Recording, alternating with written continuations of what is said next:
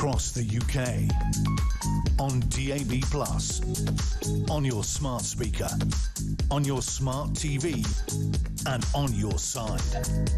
This is Talk.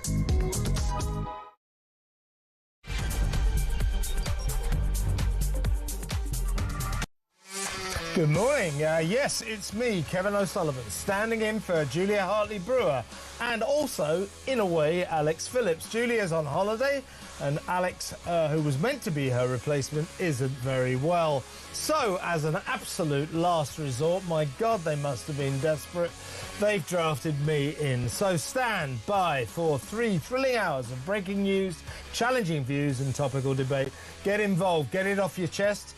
Get on the phone and call me on 0344 499 1000, or you can WhatsApp voice note me on the same number and I promise to play your message out. It is Monday, August the 18th. Here's what's coming up. Mr. Starmer goes to Washington with all his EU chums to stand shoulder to shoulder with Volodymyr Zelensky as Trump and Putin plot to carve up Ukraine in a take-it-or-leave-it land grab peace deal as they attempt to show a united front. Do Keir and the Eurogang look strong? Or are the optics of these desperados scurrying over to America to pay homage to the New World Order just weak? Have Keir and his pals been reduced to not much more than impotent witnesses? 0344 499 1000, and if, as seems likely, the Brussels posse say no to Russia taking any territory from Ukraine, what then? America walks away from the war in the East and leaves Britain and the continental nations to fight an endless conflict costing crippling amounts of money, plunging us all into penury on this side of the pond? What do you think? So what would be best? Swallowing our pride, empowering Russia by handing over huge swathes of Ukraine and accepting the Trump-Putin deal? Or preserving the geopolitical power game, making it clear to Putin that his border-busting bullying is never going to work and telling Trump to stick his peace deal where the sun don't shine? 0344 499 1000. In other news, ahead of Lucy Connolly's release this week after serving 9 months of her 31-month sentence for writing hurty words on Twitter, fury is escalating over the acquittal of Labour councillor Ricky Jones, found not guilty on Friday of encouraging violent disorder, even though he stood in an angry crowd calling for right-wingers to have their throats cut. A shocking example of two-tiered justice, underlining the strong suspicion that in this country, if you're left-wing, you can literally get away with threatening murder, but if you're perceived to be right of centre, just a few nasty words posted on social media are apparently enough to get you banged up for a long stretch behind bars. When juries make decisions based on politics, does this strike you as a decent, serious legal system or as a joke? 0344 499 1000. Also today, the latest on Harry and Meghan as the world braces itself for the full horror of season 2 of the difficult Duchess's dismal domestic goddess drivel with love. Meghan and William and Kate prepared to move into their forever 8-bedroom home on the Windsor Royal Estate just as soon as they can evict 2 families from the nearby cottages. Plus the latest on the asylum seeker hotel protest, all of which, according to Shadow Justice Secretary Robert Jenrick, prove that the British public has snapped. Is he right? Are we at the end of our tether about the chaotic migrant crisis that Starmer and his gormless government seem incapable of even slowing down, let alone solving? 2,500 foreigners have crossed the channel illegally since Keir and Home Secretary Calamity Cooper brought in their brave new deterrent, the one in, one out scheme, which seems to have turned into 2,500 in, none out. Isn't that special? 0344 499 1000. Also, today, as Birmingham City Council continues to diligently tear down hundreds of Union Jacks and St George's flags put up on lampposts in what was called an outpouring of patriotism, but studiously leaves Palestine flags flying, a similar drama is unfolding in the London borough of Tower Hamlets. Just as Birmingham did, the Tower Hamlets Town Hall tyrants have announced that the St George's flags are dangerous, a risk to life. Palestinian flags apparently not so much. What's that all about? 0344 499 1000.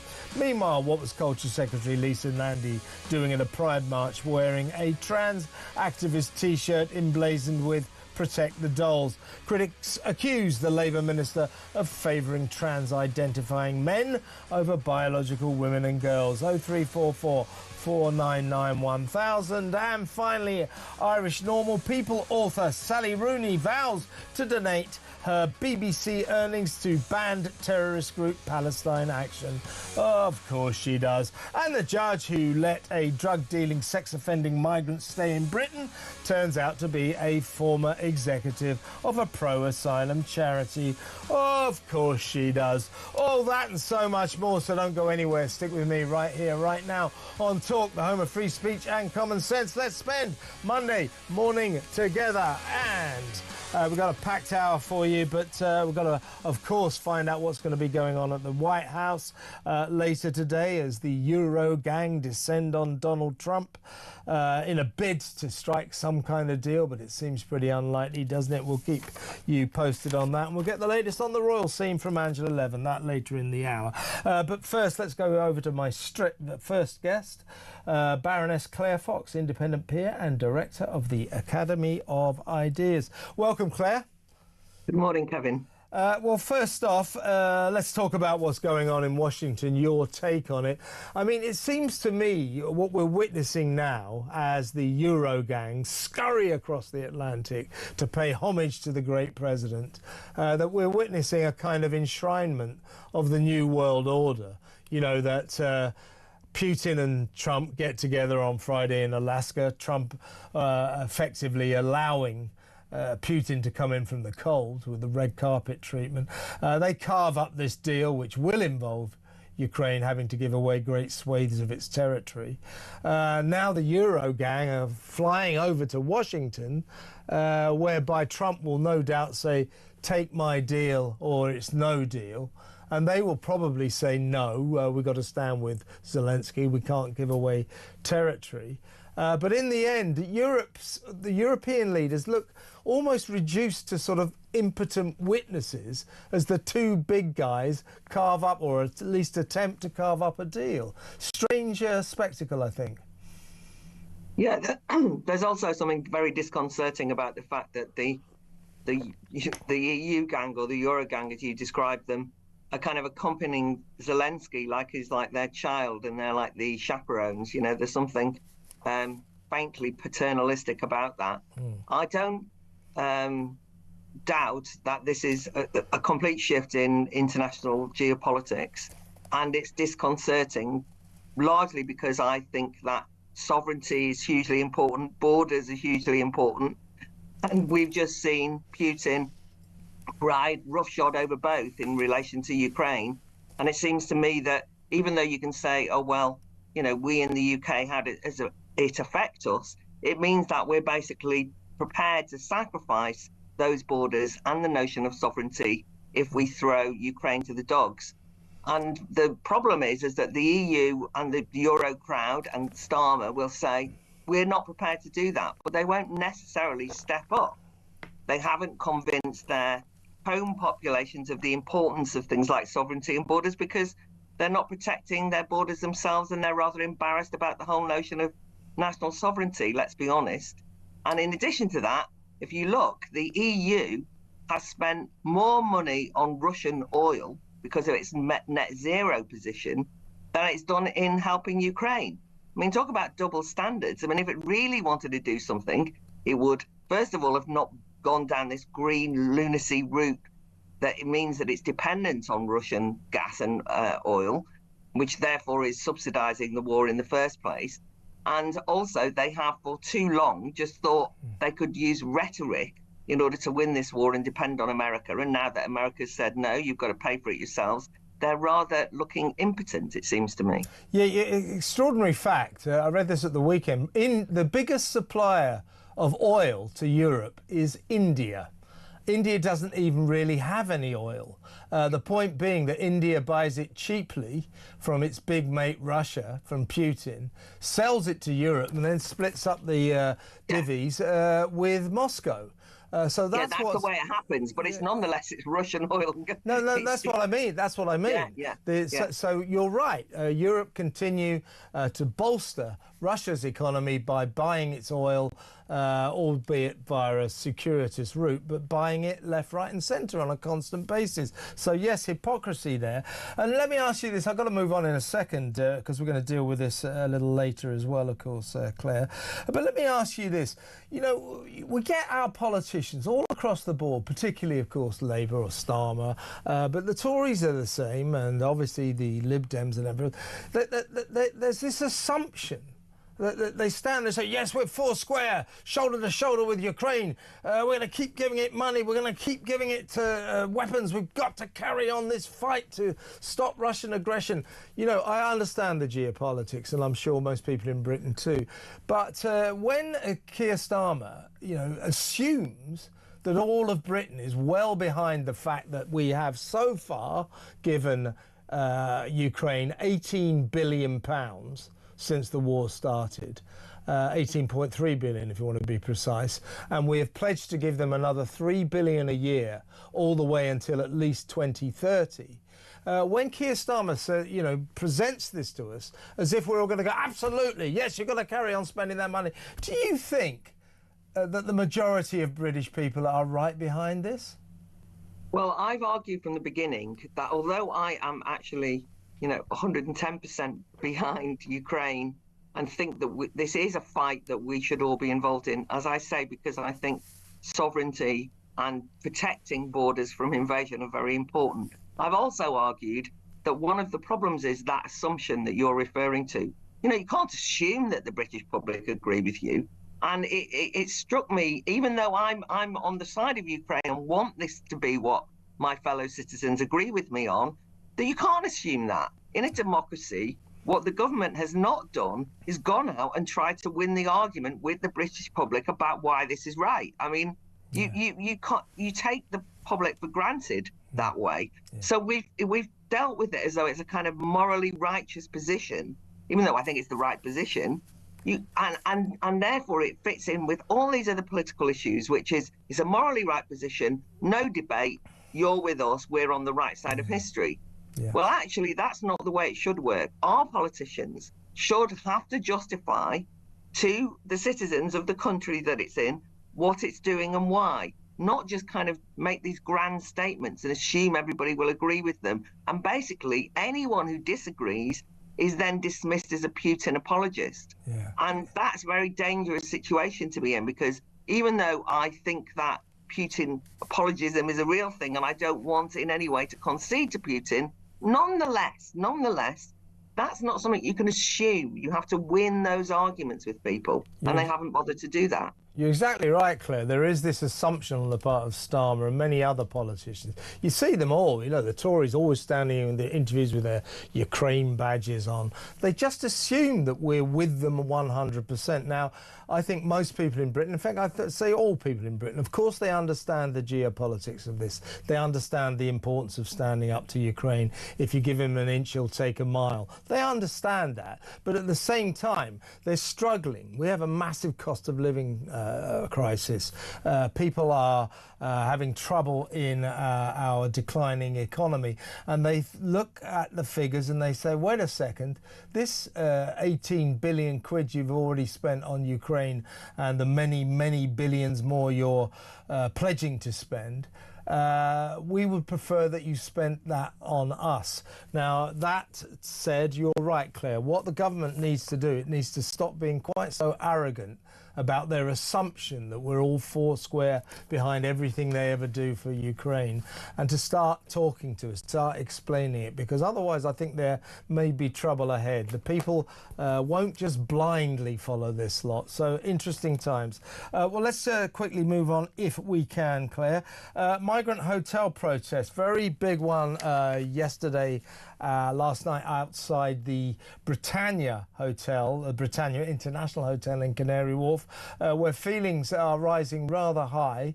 A migrant last week was arrested and has been charged with assault after allegedly marching into an old 80-year-old blind lady's house uninvited. So a lot of trouble going on there. Even the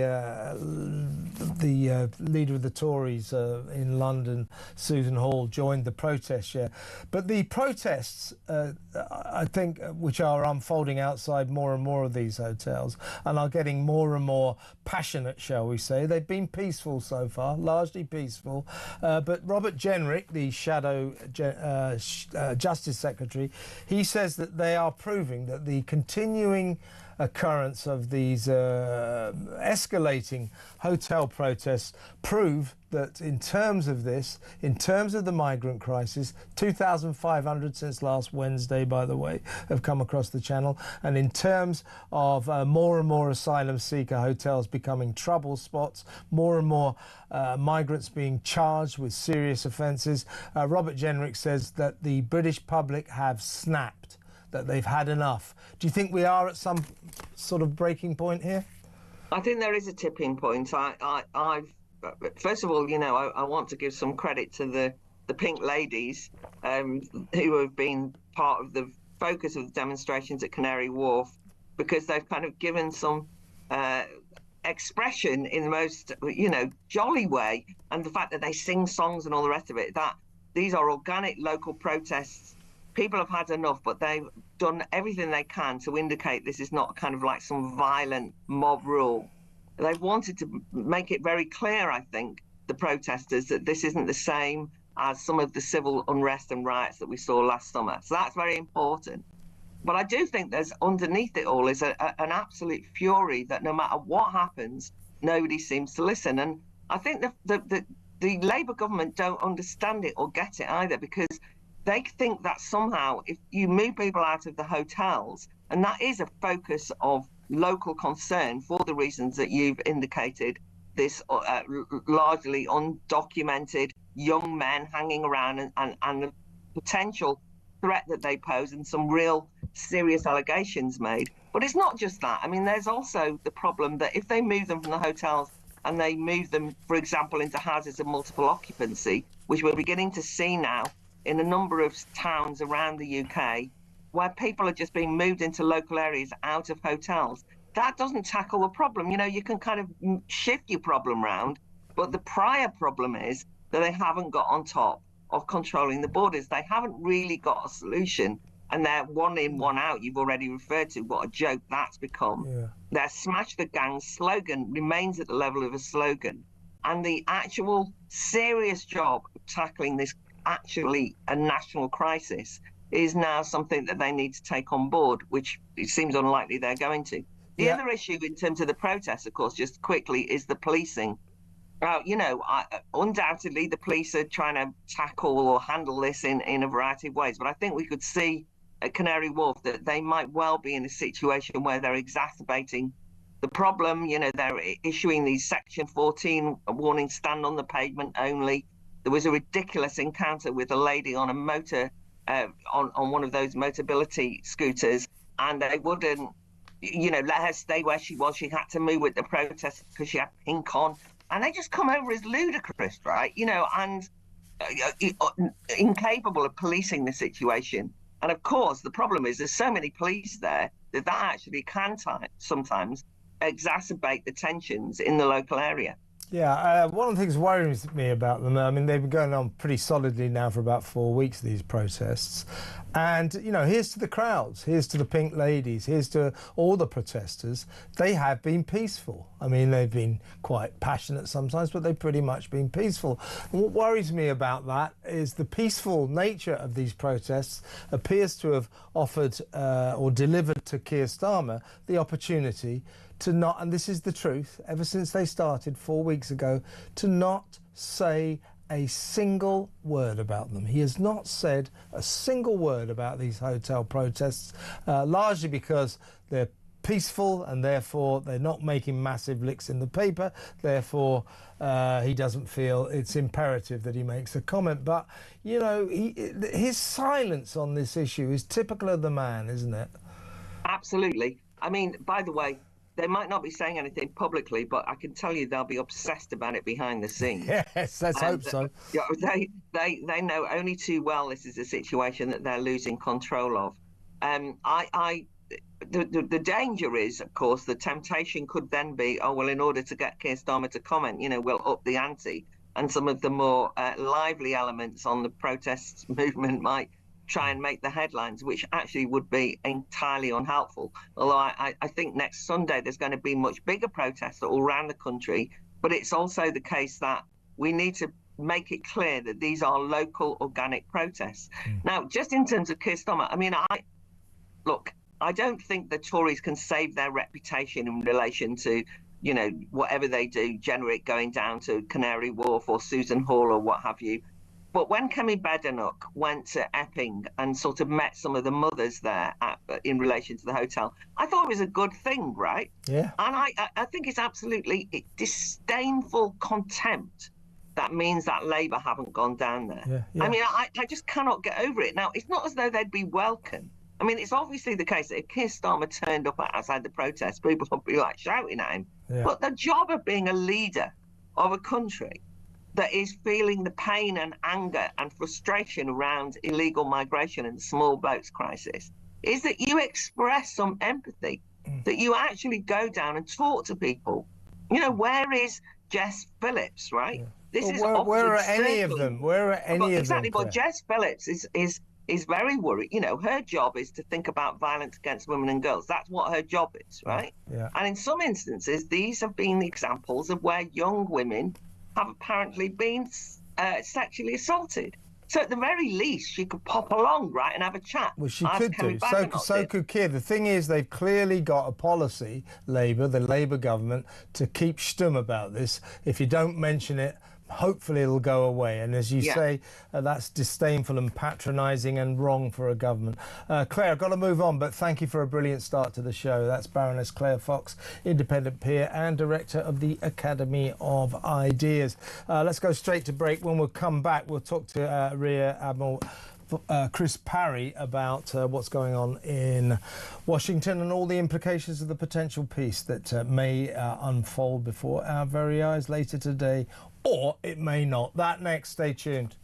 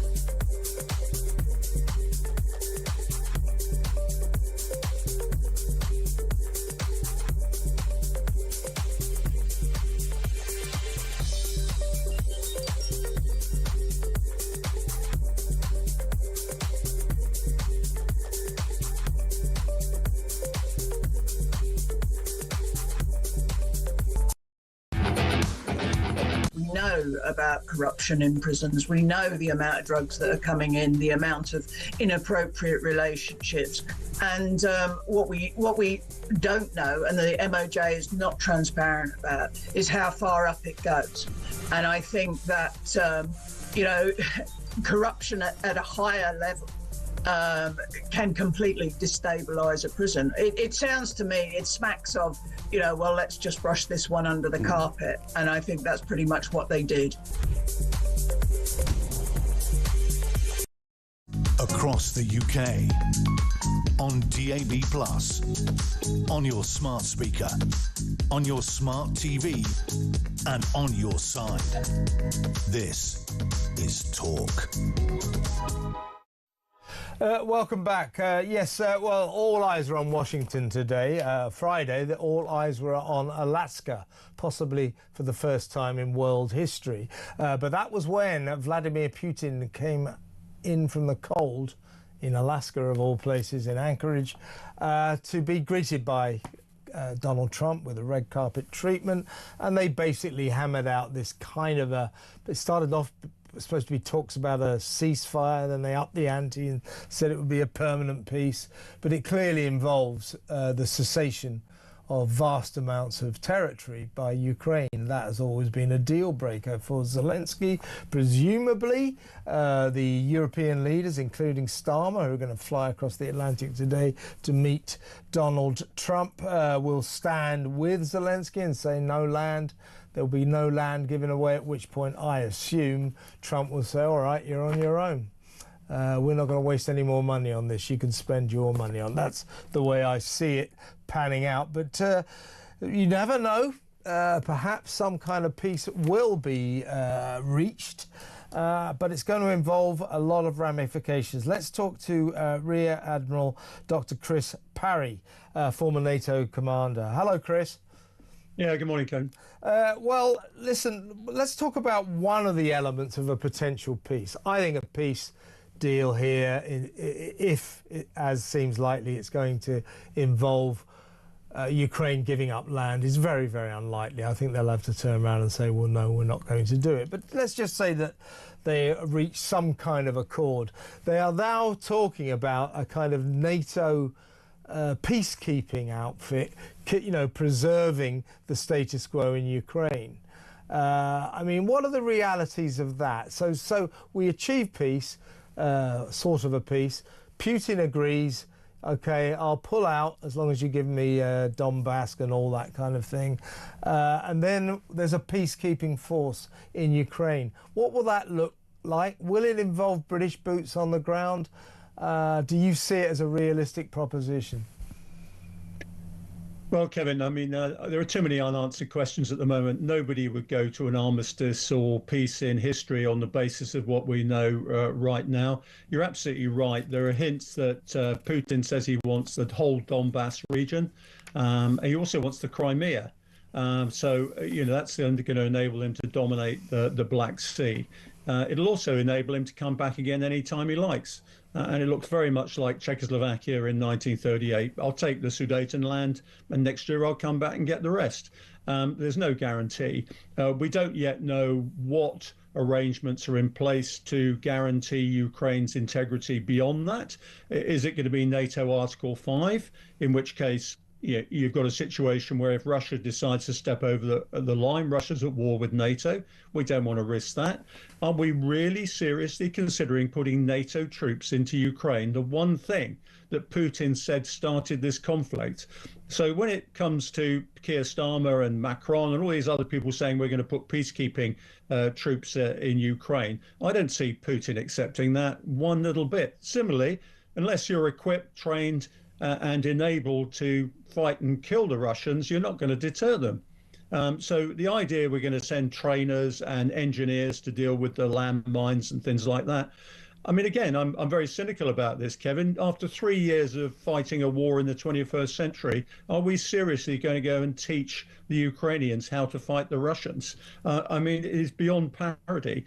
And I'm reminded of a discussion between a small island called Milos and Athens during the Peloponnesian War. And Milos said, look, we'd like to remain neutral between you and Sparta. And the Athenians said, look, You know, only great powers talk about things like this. The fact of life is the strong do what they can and the weak do what they must. And I'm afraid the Europeans are in that position right now in relation to what is agreed between the US, Russia, and Ukraine itself. Yeah, good words there, Chris. If they do come to some kind of a deal today, I'm asking you really what you think of the coalition of the willing. They love to call themselves that. They've made a lot of noises. Oh, if America pulls out, it'll be down to us. We'll be the new kind of aggressors who will keep Russia at bay and all that. I just look at these countries. I look at France, Macron, and Germany, Merz, and all the other, you know, Italy, for God's sake, and Meloni. Do you trust these people to become the coalition of the willing if America pulls out? Or do you fear, as I do, that when push comes to shove, this lot will fall apart at the seams and Ukraine will probably be left on its own? I cannot see the French or the Germans going in, and I would hope kind of that Keir wouldn't be too keen on that either. But if we're, you know, can you see the coalition of the willing actually stepping up to the plate if push comes to shove? I can't. Kevin, in 1939, we had a coalition of the willing to save Poland from the Nazis. The problem was we weren't a coalition of the willing and able. And I'm afraid we've got the same problem here. We might be willing to go and help Ukraine. We might be willing to go and deter Russia, but we haven't got the capability alone. In Europe, we need the Americans on board for this. We need their air power, we need their logistics, we need their armaments industry to help us. We also need a lot of money. And frankly, we can't even defend our own country at the moment, let alone defend Ukraine. So unless I see a strategic concept here that enables us to do this, I'm going to be very skeptical. At the end of the day, as I said, unless you're prepared to fight the Russians, you're not going to deter them. And the Russians will be keen to come back and finish the job, I can tell you now. Chris, that was really interesting. Thank you so much for your time. Rear Admiral Dr. Chris Parry there, CBE, former NATO commander, like me, being very sceptical, shall we say, cynical about the potential outcomes of today. I can't see anything coming out of it except for, you know, Trump saying, take this deal or leave it. If you leave it, it means you don't want peace. Zelensky, backed by Europe's going to say, well, you know, I always said we're never going to give any land over. So, you know, the Donbass and the Crimea, if Putin gets that, that means he kind of wins. So are Europe going to let this happen? And if they're not going to let it happen, just how much are they prepared to back up their tough talking words? I don't know.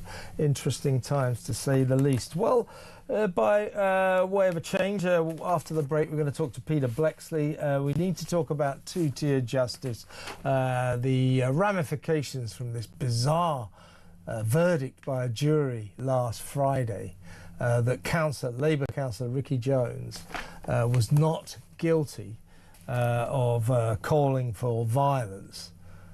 When he was filmed calling for violence. The ramifications of that continue to reverberate, and I think will for a long time. Big question is, as Lucy Connolly faces release, she's about to be released this week, about time. She served 9 months of a 2-year, 7-month sentence. She's been in jail for writing a few hurty words, nasty words on Twitter. That's all she did.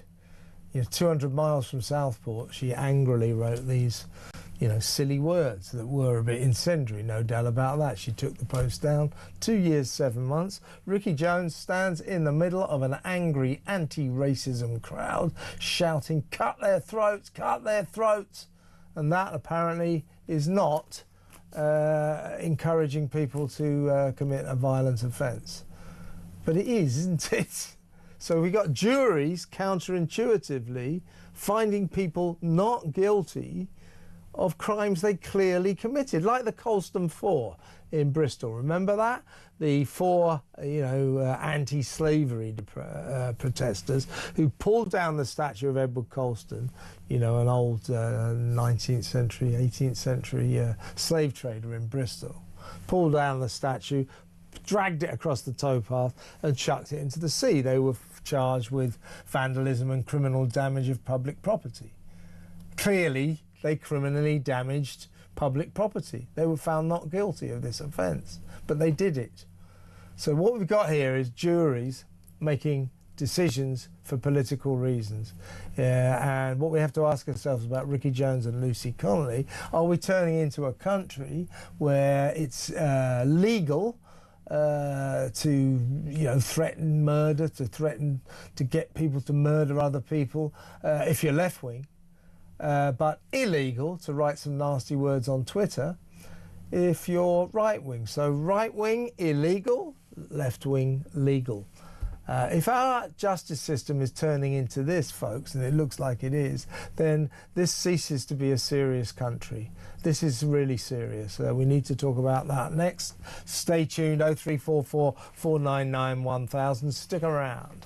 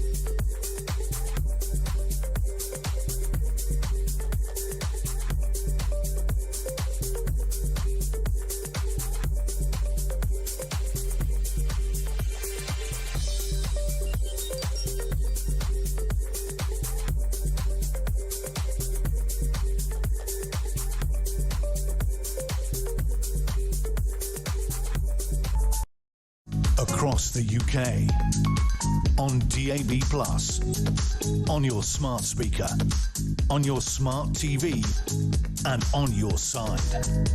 This is Talk.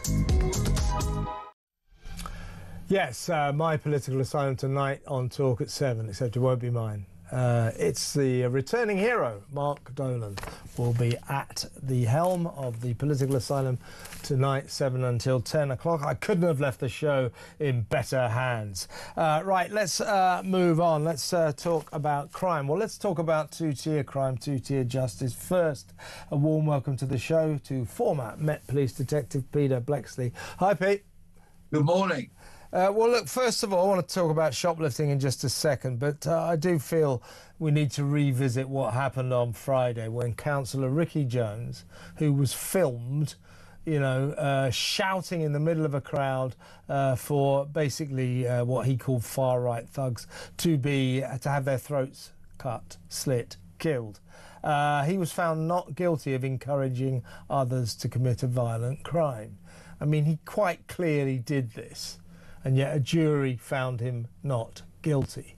Meanwhile, this week, Lucy Connolly gets out of jail, about time too. She will have served 9 months of a 2-year and 7-month sentence for writing a few hurty words on Twitter. Nasty, silly words, arguably racist, calling for asylum seeker hotels to be burnt and for them to all be sent home and all that kind of thing. In the heat of the moment, she was upset. She's a mum. 3 mothers had lost their daughters up there in Southport. She went over the top. She took it down. She got a long stretch behind bars. Ricky Jones, for a far more, in my view, palpable, serious offence, whipping up a crowd into a frenzy, cut their throats, they're scum, they don't deserve to live, etc., etc. He gets acquitted, found not guilty of a crime he clearly committed. If this is going to be the system that juries make decisions for political reasons, our justice system is A, definitely two-tier, and B, in big trouble, wouldn't you say? Well, any detective will tell you, whether they're from my era or they're a current detective, that if a case is listed at Snaresbrook Crown Court, your head drops and you think, oh no, Snaresbrook has got a notoriously high acquittal rate, dating back decades. And I think it says more about the jurisdiction from where jurors are chosen to serve at Snaresbrook than it does about our criminal justice system. I'm a big fan of jury systems, and we've got to keep them, because if you fall foul of the law, allegedly, and you go on trial, I do not want to be tried by 1, 2 or 3 judges. I want to be tried by a jury. But anyway, I'm getting a bit off message here. The big difference between Lucy Connolly and Ricky Jones is that Lucy Connolly pleaded guilty, Ricky Jones pleaded not guilty and elected trial by jury. I think Lucy Connolly, whilst her words were utterly unpalatable, probably criminal, was poorly advised. If she'd pleaded not guilty, she might have had a chance of being acquitted. But Ricky Jones did plead not guilty. Now, in order to convict somebody of the overwhelming majority of cases, you need 2 things. You need the guilty act, and I think the fact that Ricky Jones committed a guilty act is beyond dispute, but you also need a guilty mind.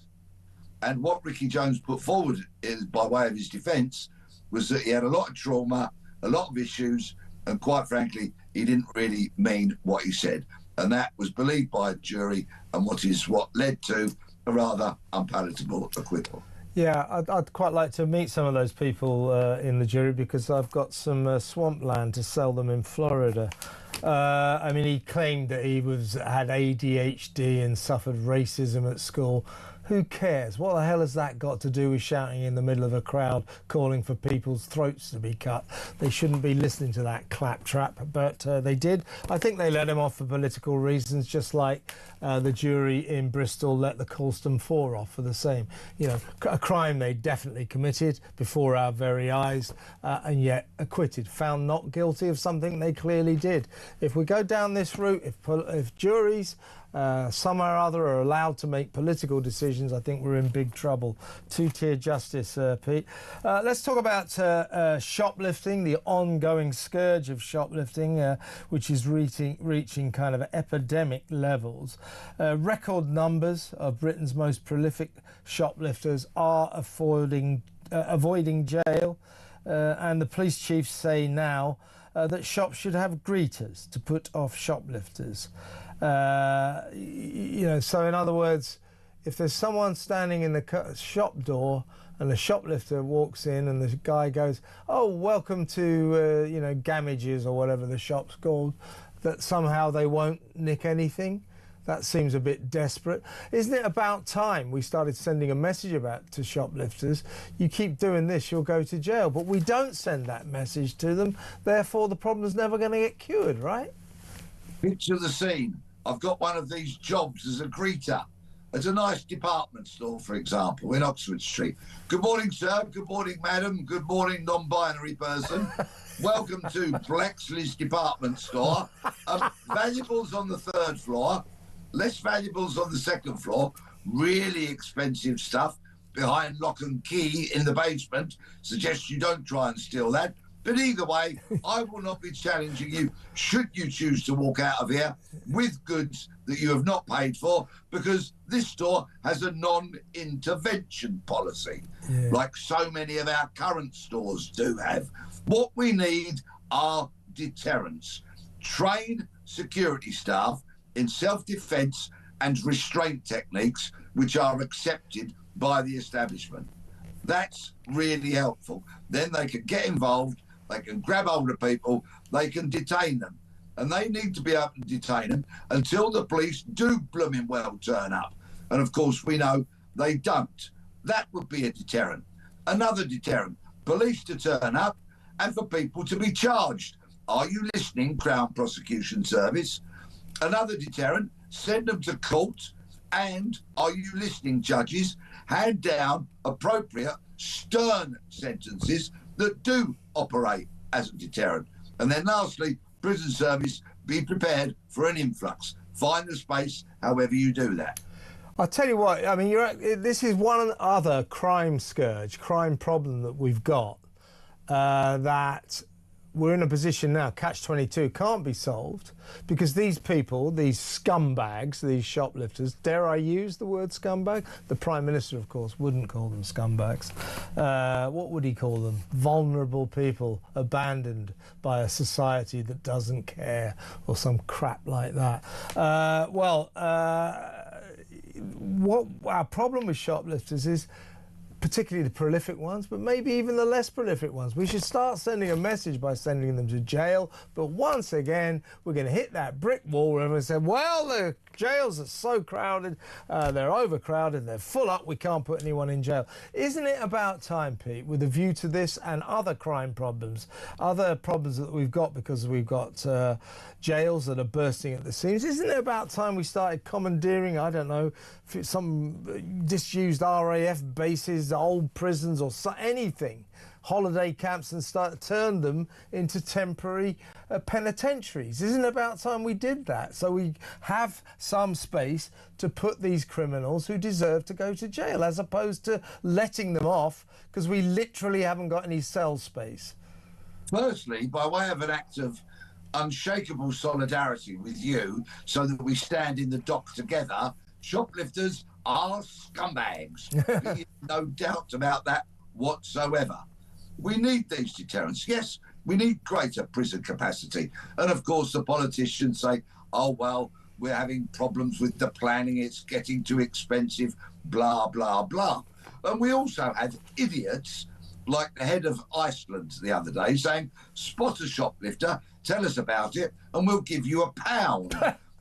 We also have the idiot police and crime commissioner from Thames Valley, Matthew Barber, saying, in essence, the shoplifting epidemic is the public's fault, so you better get involved. You better nick yourself a shoplifter. Let's stop going to football on a Saturday afternoon and all park ourselves outside Waitrose, Tesco's, Sainsbury's, I've left a few out, and nick ourselves shoplifters and possibly run the risk of getting 8 inches of stainless steel shoved firmly between your ribs. No, we're not going to do that. It's the establishment's job to deal with it. People need arresting, charging, putting in front of a court and sent to jail. And politicians have known this for years, and it's lamentable and pathetic and absolutely negligent of them that we do not have the facilities to do all of that. The criminal justice system is a mess. Starmer's a former lawyer. Of all people, he should sort it out. But of course, in my personal opinion, he's probably the worst Prime Minister we've had in living memory. And yes, I do remember Liz Truss. Yeah, I just think that we built, if you remember the beginning of the so-called COVID crisis, we built 7 Nightingale hospitals in 3 weeks. How about we build some Nightingale jails in a similar kind of time? I don't believe it's beyond the wit of man. I really don't, Peter. But good to talk to you. Thank you so much. Always a pleasure. Peter Blexley there, former Met Police detective. Next up, we need to talk the Royals. Angela Levin is ready and willing and waiting after these messages.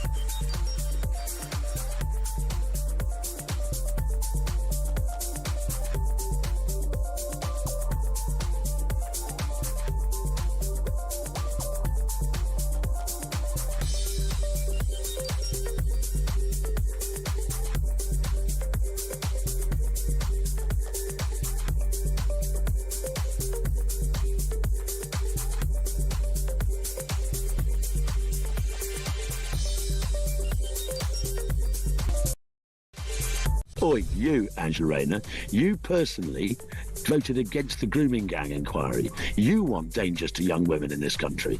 He's not saying that, is he? He's talking a much more theoretical basis on the dangers to freedom of speech and what that creates in society.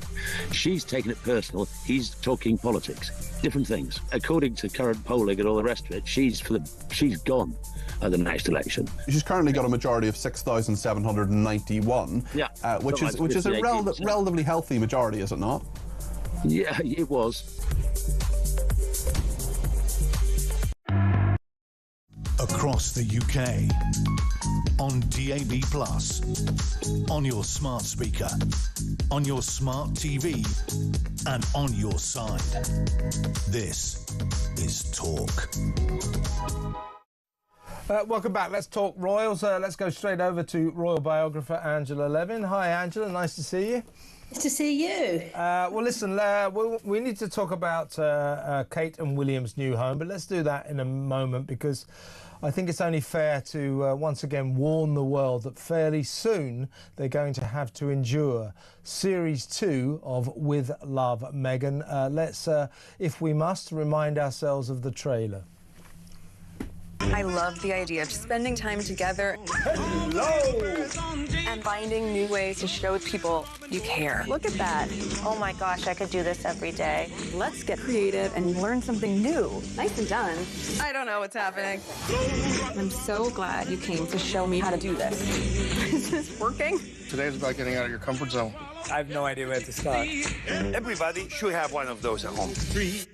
You think so? This is one of the most joyful days. So comforting. Very comforting. Often what I want to make are things I want to share. This looks fantastic. There are easy ways to show up lovingly. That actually is giving me goosebumps. That is so lovely. So, Angela, who does Netflix and Meghan think is going to watch this claptrap? Because not many people watched the first series. We know that actually they filmed this new series at the same time as they filmed the first, and they're going to let them, they're going to unleash them on an unsuspecting viewing public on August the 26th. But it's so old-fashioned, isn't it? I mean, it's just like something out of 1970 or something, and I don't know who the hell this stuff is aimed at. Who the hell needs advice on, you know, how to make ice cubes or how to, you know, sprinkle dried flowers on stuff and tie other things up with string? Who needs this advice? Well, the worst thing is having to see little worms going around the biscuits, you know. I mean, I don't think anyone will go near anything like that if that's not checked. You know, you've got to be careful, you've got to look at it, but who wants to see a little yeah, I mean, you're referring to something I didn't mention, that after they played the trailer, somebody looked at it close up, and you can see underneath one of the little canapes that she's made, there's a tiny little worm wiggling around, yes. Which, as they say in showbiz, was not a good look. No, not a good look. What I think myself is that Netflix is giving them her another chance, but don't want it to work because it's all the stuff already in scene. So it makes nonsense. I mean, if it was going to do, you know, section 2 was going to be wonderful, but it's not. It's even worse than the other one because we've seen all this rubbish once already. And I think that gives them more chance to say, look, let's leave it. That's what I think. I don't think it's going to go on. I think they just wanted to be a little polite because probably Meghan was going shrieking and shouting and, you know, you've got to do it, I'm so important and all this. And I think that it will prove that the numbers of people and the type of thing is so pathetic that she's out. And if she's out, Harry is out. So they won't get any more money from Netflix. That's my feeling. And the first series, Harry made a very, very fleeting appearance with a quick glass of champagne saying, oh, hi, Meghan, aren't you fantastic?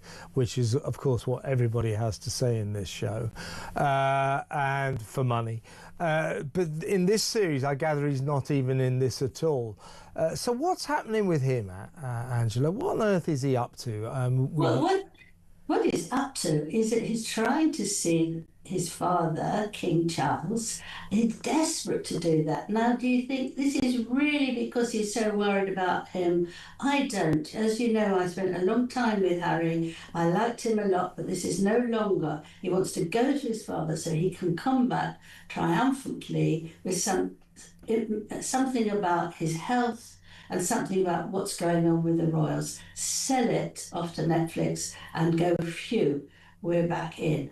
I don't think there's anything so wonderful. He's still waiting for his father to apologise to his wife. I mean, this is nonsense. And anyone who thinks that he's really, really caring about it would know that he would actually not talk to us. He would be very quiet. He would be absolutely careful with his father, what he said. He's not. he knows what he says. He's going to get there, he's going to shout, and then he's going to come out. And that's not actually something that the king should see while he's so ill. No, he's not so ill. He does a marvellous job, but he's still got cancer. Absolutely. I think that Harry also wants to get back in touch with his dad, re-establish communication with the king, because he needs money. Let's talk about this Netflix deal, right? This that they trumpeted us. Oh, it's amazing. Got an extension of our Netflix deal. So for the past 5 years, they've been getting $20 million a year, $100 million deal. This new deal, first look. If you've got anything that you fancy offering us, this is what Netflix is saying, we'll take a look. But if we don't like it, you can shop it anywhere you like. There's not really any money in that. In other words, this couple, Harry and Meghan, have lost $20 million a year. That's a lot of money to lose when you have such an expensive lifestyle, you know, paying for Montecito, all that private jet travel. They need cash, don't they? Well, they need masses of cash, yes, and you're quite right. It could be a reason why he wants to see his father, so he gives him loads of money. But I think it would be done in an aggressive way, you know, I'm your son, you've got to give it to me. I don't think there's softness in it. Harry was soft, he was funny, and now he's not. Now he's aggressive. And I think that, you know, you've got to be really, really careful. And if they've used up all their money, I mean, Meghan, in this new number 2 of her cooking, or so-called cooking, she spent, you know, £2,000, £3,000, £4,000 on a dress. Now, you know, we all know if you're sort of not doing too well, you won't do that sort of thing. You sort of temper it down. Yeah. But she won't. She won't. And he feels very desperate, I think, because he doesn't know what to do with himself. But he can't throw it on his father. He must not. And I don't think it's because he's desperate to do it. I think this is people saying that, but it's really not true. Absolutely. Just very quickly, William and Kate are moving into their forever home. It's got 8 bedrooms. It's in the Windsor Royal Estate, but it does involve evicting 2 families from nearby cottages. I guess these things happen. But good move for William and Kate. Is this a thing we should have? Yes, I mean, they had their place now is 4 bedrooms. They've got 3 children. And for them, it's very cramped. So, yes, they should go to Forest Lodge. It's supposed to be very, very nice. But, I mean, there's some people, it was interesting in the Mail, some people came up and said, this is outrageous, they're pushing people out. And then today they're saying, well, they're all just come to the end of the number of times they could be there, they're working people. They're going to much nicer and different places to live in, and they should be very happy there. This one's now going to be for protection people and housekeeper. So they twisted it to be nasty. I don't think it is, Angela. I really don't, and I think you're right. Angela, really good to talk to you as always. That's Angela Levin, royal biographer. William and Kate off to their new house. I don't think there's any problems there. I really don't.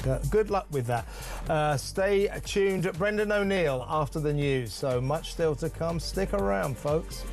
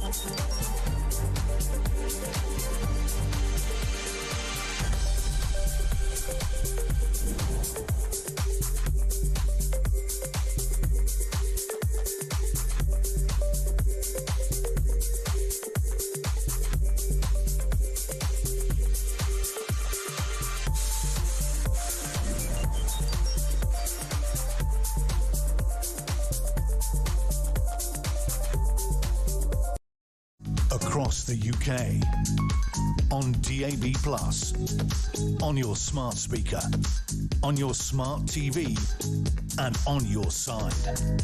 This is Talk.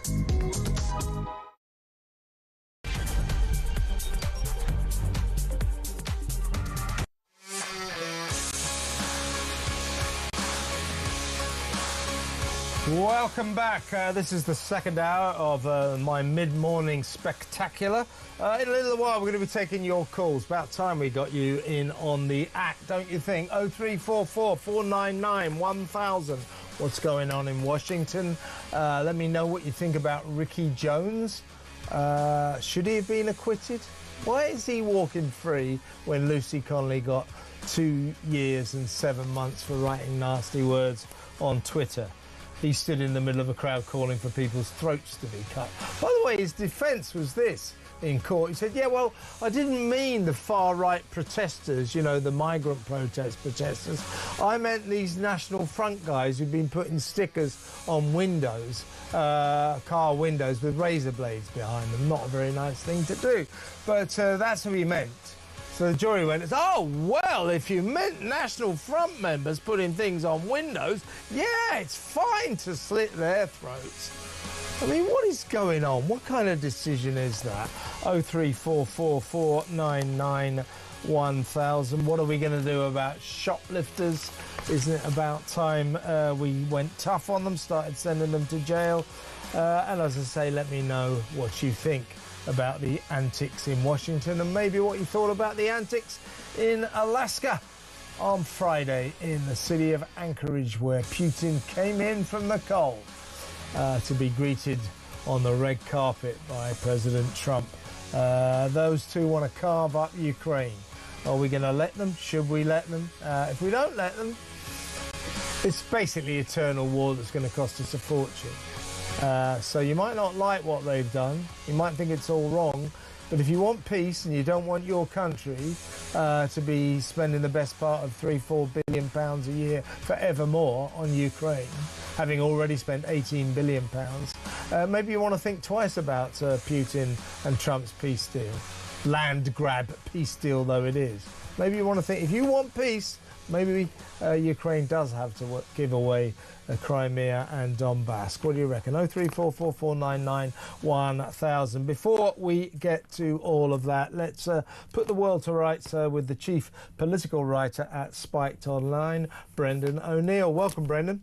Hey, Kevin. How you doing? I'm good, thanks, mate. First off, your take on what's going on in Washington. I've described it as a kind of strange testament to the new world order. You know, these two guys meet in Alaska on Friday, Putin and Trump, carve up Ukraine, and then Trump returns to Washington and basically says to Europe, if you don't like it, you can forget it, lump it. They all climb on planes and scurry across the Atlantic to pay homage to what looks like the New World Order, that European leaders, including our leader Keir Starmer, are reduced really to looking like impotent witnesses who can't really do much about anything. It's the times they are changing, aren't they? Absolutely. I actually agree with everything you said just before I came on air there. I don't like this deal. I think it's bad for Ukraine, and I support the right of Ukraine to govern its own territory, just as I support the right of every nation to govern its own territory.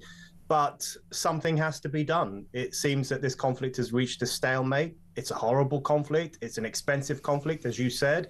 It's cost lots of money. It's cost lots of lives. And it doesn't look like Russia's going to be leaving anytime soon. And it doesn't look like Ukraine is going to be victorious over Russia. So it's a classic stalemate. Something has to be done to bring it to an end, I think. And even though it's an end that I wouldn't necessarily like, and I'm sure lots of Ukrainian people don't like it, I do think something like this has to happen. But you're right. It shows that the world has changed. Trump is exercising his authority over Europe in a way that very few American presidents have done in recent years.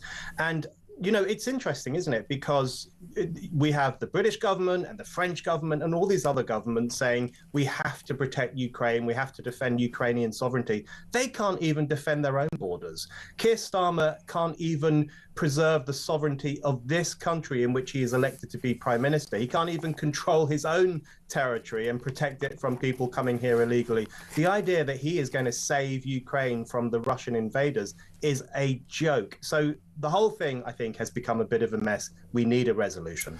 And this is what concerns me. I understand, and I think most people in Britain, we understand the geopolitical ramifications of allowing Putin to get away with invading Ukraine and getting what he wants. You know, if he succeeds in a land grab, it will be seen as reward for outrageous international bullying and all that.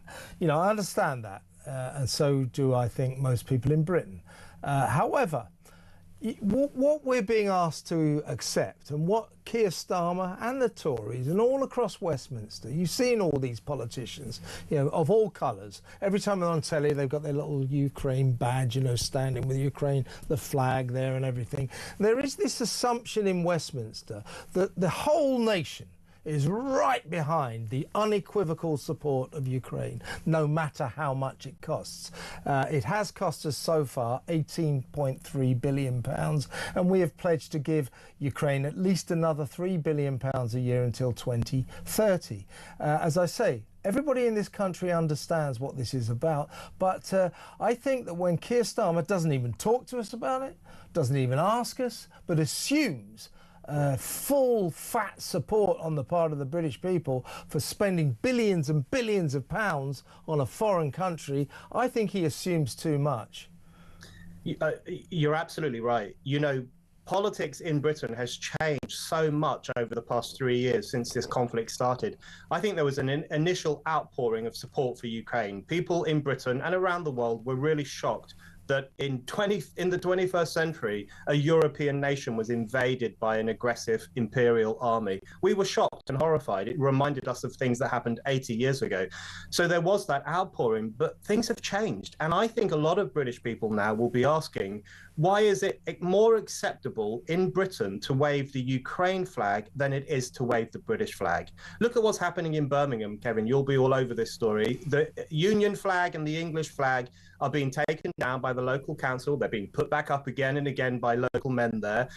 It's almost like a criminal offence, or certainly a moral offence, to wave our own flag in our own country. And yet politicians will happily wave the Ukraine flag and put the pin on their blazers. It's extraordinary, isn't it? Where the only way they demonstrate their moral virtue now through foreign issues, through supporting Ukraine, through supporting human rights, and increasingly through being anti-Israel, pro-Gaza, etc., etc. They are constantly demonstrating their virtue through foreign issues. But things have changed, and people in the UK are saying, what about us? Yes. What about our living standards? What about our borders? What about our communities? What about these migrant hotels where we know there are people who've been suspected of committing criminal offences, including sexual offences? People are saying, bring politics back home. Deal with the issues at home. And I think that's the real problem confronting Keir Starmer. Yeah, people are just saying spend this money on us, and they don't like the idea of billions and billions and billions of pounds, essentially of taxpayers' money going abroad. It's as simple as that. Well, I'm glad you brought up the flags. I wasn't going to talk about this yet, but let's do it now. Birmingham Council, Friday, they were busy pulling down hundreds of flags that had been put up in what was called a patriotic outpouring. Union Jacks and St George's flags hung on lampposts all over the second city, Britain's second city of Birmingham. Birmingham City Council saying we've got to pull those down. And there they are, busy pulling them down. You could literally see some council workers pulling down Union Jacks and St George's flags from lampposts, and in the background on buildings you could see the Palestine flag flapping away happily. It's now going on in Tower Hamlets in London, the same deal, where in a similar outpouring of patriotism, patriots have put up St George's cross flags. The council has announced, just as Birmingham City Council announced, that these flags flying on lampposts are dangerous and a risk to life.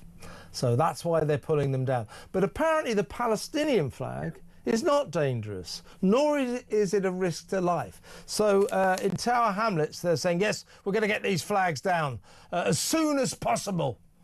Whereas if you go to Tower Hamlets now, it's not far from here. I know what that place is like. You might as well be in Gaza. There are so many Palestinian flags. So pulling down the St George's Cross flag, the Union Jack, but leaving the Palestinian flag flying. What is going on, Brendan? It's complete lunacy, isn't it? And, you know, I have to be open with your listeners and viewers. I was brought up to be wary of the Union flag. I was brought up in a very Irish family in London. My parents didn't like the Union flag. They preferred the Irish flag. So I was always a little bit hostile to the Union flag. But more recently... It's in your DNA. Yeah, it's in my DNA. But more recently, I've learned to love it. I mean, especially since Brexit, which I was very happy to vote for and very happy to support. When I see the Union flag now, including in Birmingham and in other parts of the country where people are putting it up, to me it's an act of resistance against this kind of post-national, post-borders, technocratic class that we all live under. It's an act of resistance by ordinary people who are basically saying, look, this nation matters. Its history matters, its communities matter, its borders matter. It's a statement of national interest. Remember that, the national self-interest, which is very unfashionable to talk about these days. Politicians certainly would never talk about it, but these ordinary working class people are talking about it. They're saying, listen, what happens in this country is incredibly important and our lives are incredibly important. And isn't it amazing, Kevin, that waving the Union flag, waving the flag of Britain has become an act of resistance in Britain itself. It's such an extraordinary state of affairs. But whenever I see people putting it up now, I let out a little cheer because I know they're pushing back against the political class that actually hates the country that it governs. Exactly right. We've got to reclaim these flags because they become associated.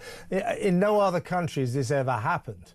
That the national flag becomes associated with sort of far-right extremism. Oh, well, you like your country, you must be a Nazi. It's ridiculous, absolutely ridiculous. Let me know, folks, what you think about this. There's another council at it. Birmingham Council still busy pulling down all those Union Jacks and St George's Cross flags, saying that they are a danger to life, a risk to the public, but the many Palestinian flags flying there are not. Same deal now in Tower Hamlets in London. They're busy pulling down national flags, our patriotic flags, saying they're a risk. The Palestinian flags stay up. Let me know what you think, folks. 03444991000. Let's talk about the hotel protest. Big protest last night and yesterday afternoon, Brendan, outside the Britannia International Hotel in Canary Wharf. Until 3 weeks ago, that was 425 quid a night to businessmen, very much a business hotel, now full of migrants. Last week, an asylum seeker staying there just walked into a blind 80-year-old lady's flat and was subsequently arrested. But the local population, they said, wait, you know, there was a big confrontation between the coppers and the local population. People saying, hang on, that guy's just walked into that old lady's flat. And they go, oh, we can't arrest him because there's no, the door was open, there's no offence there. Local people very angry about that, but to be fair, we must be careful here. He's now been arrested and charged with assault. So much for the police's story that they were putting out last week. Well, he ran into that flat because he was being chased, you know, by dangerous men. Now it turns out, at least allegedly, he could be guilty of assault in that flat. So differing stories there. But anyway, in other words, feelings are running high in Canary Wharf. Of course, they are in Epping, where a second asylum seeker, has been charged with a sexual offence following the first. More and more of these asylum seekers staying at these migrant hotels charged with more and more serious offences. We're getting more and more of these protests outside these hotels, and Robert Jenrick, the Shadow Justice Secretary, says this is a sign that when it comes to the migrant crisis, the escalating migrant crisis and the asylum seeker hotel crisis, the British people have already snapped. We have had enough, haven't we? We've had enough. And I think these communities are right to be angry. You know, what we have in these communities is an uprising of mostly working class families, including lots and lots of mums who just want their kids to be safe. They're not fascists, they're not xenophobes, they just want their children to be safe when they're playing outside. And they don't think they will be because overnight, 400 or 500 men who are unvetted have just been planted into that community. There is no other moment in British history when that would have been seen as an acceptable thing to do. That would have been seen as an outrage. And it doesn't make you xenophobic to say that. These are unvetted men. We don't know where they come from. We don't know if they're running away from having committed crimes in other countries. We don't know what kind of regressive culture they come from, where they might treat women and girls as inferior to men. This is a risk, and it's a risk that these communities are not willing to play. So I think they're right to be pushing back. And what this really represents, I think, people are saying, oh, it's just a flash in the pan or a summer of discontent or whatever else it might be. I actually think it represents ordinary people rising up against the dilution of our sovereignty, against the weakening of our borders. And they're really saying, listen, we've got to get this nation back intact. We've got to stop allowing 500 or 600 men to cross into this country every single day illegally without being vetted. And it's amazing that more politicians aren't saying that. It's amazing that apart from Robert Jenrick, no politicians have gone to talk to these protesters, to talk to these working people who've been paying into this country for years and years and saying to them, we want to hear your concerns. No government minister has done that because they look down their noses at those people. So this is an incredibly important movement, I think, and it could turn into something even larger, especially if reform rides the wave of this movement and creates a new government on the back of it. Yeah, remember this, Brendan, the Prime Minister, our Supreme Leader, Keir Starmer, I mean, this is incredible because these protests, these asylum seeker protests, these asylum seeker hotel protests have now been going on for 4 solid weeks, quite constantly, you know, many every week, you know, literally 10, 15 every weekend. And our Prime Minister and indeed any members of his cabinet have yet to say a single word about them. That's an abrogation of governmental duty, isn't it? It's unbelievable. And the fact that they are ignoring such an important comment by ordinary people, such a lively, noisy, street-based comment by these people on the state of the nation, it just indicates how much contempt they have for those people. They just don't treat them seriously. They look upon them as gammon, you know, the kind of the plebs, the oiks, the little people. Why should we listen to them? Every day that goes past where they don't comment on these protests or deign to go and visit some of the people, every day that happens, they're demonstrating their disgust for those working class communities who dare to ask questions about our border policies.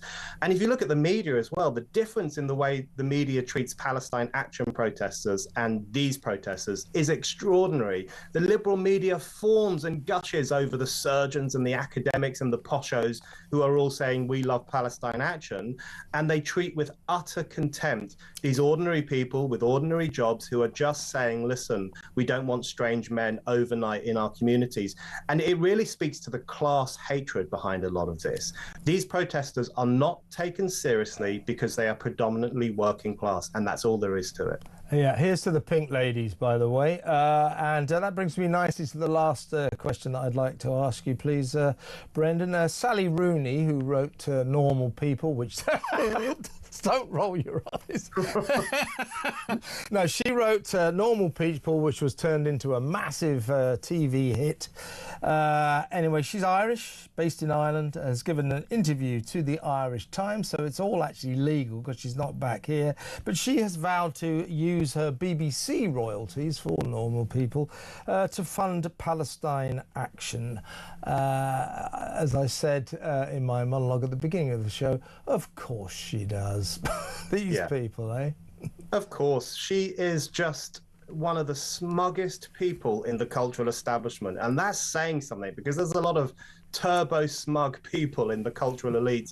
She is, you know, it really... The truth of the matter is that Israelophobia, hatred for Israel, is the luxury belief of our age. You will go to every arts institution, every gallery, every publishing house, every author, every kind of upper middle class leftist. Their fashionable belief is that they hate Israel. Their fashionable item of clothing is the keffiyeh. And when she gives talks about her rubbish novels, in my opinion. And she says, and she always says in those talks how much she hates Israel, because that's what you have to do. And you have this audience of bourgeois young people rattling their jewelry in agreement and cheering her on and clapping for her.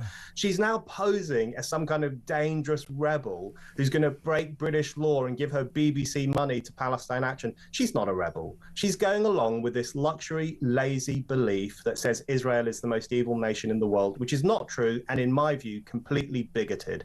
So I just wish Sally Rooney would put a sock in it for once. Yeah, like she should have called that book Unacceptably Normal People. Brendan, really good to talk to you. Thank you so much for your time. Brendan O'Neill, their chief political writer at Spiked Online, as usual, talking a whole lot of sense. Let me know what you think about some of the things he said, not she. Give me a call, 03444991000. We're going to go to break now. When we come back, we'll take some of your calls. I'll read some of your messages. It's your turn. That next, stay tuned.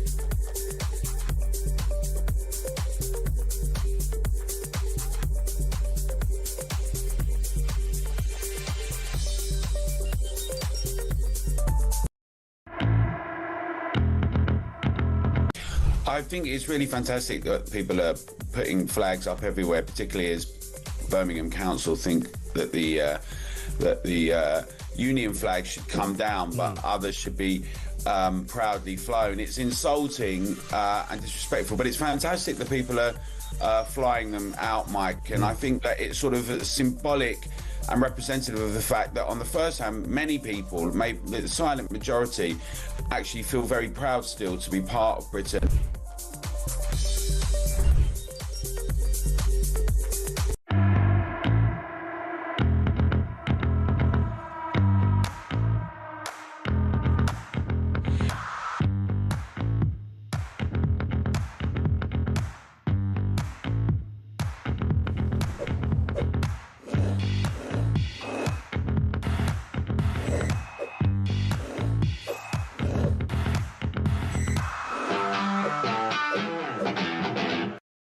Across the UK, on DAB+, on your smart speaker, on your smart TV, and on your side.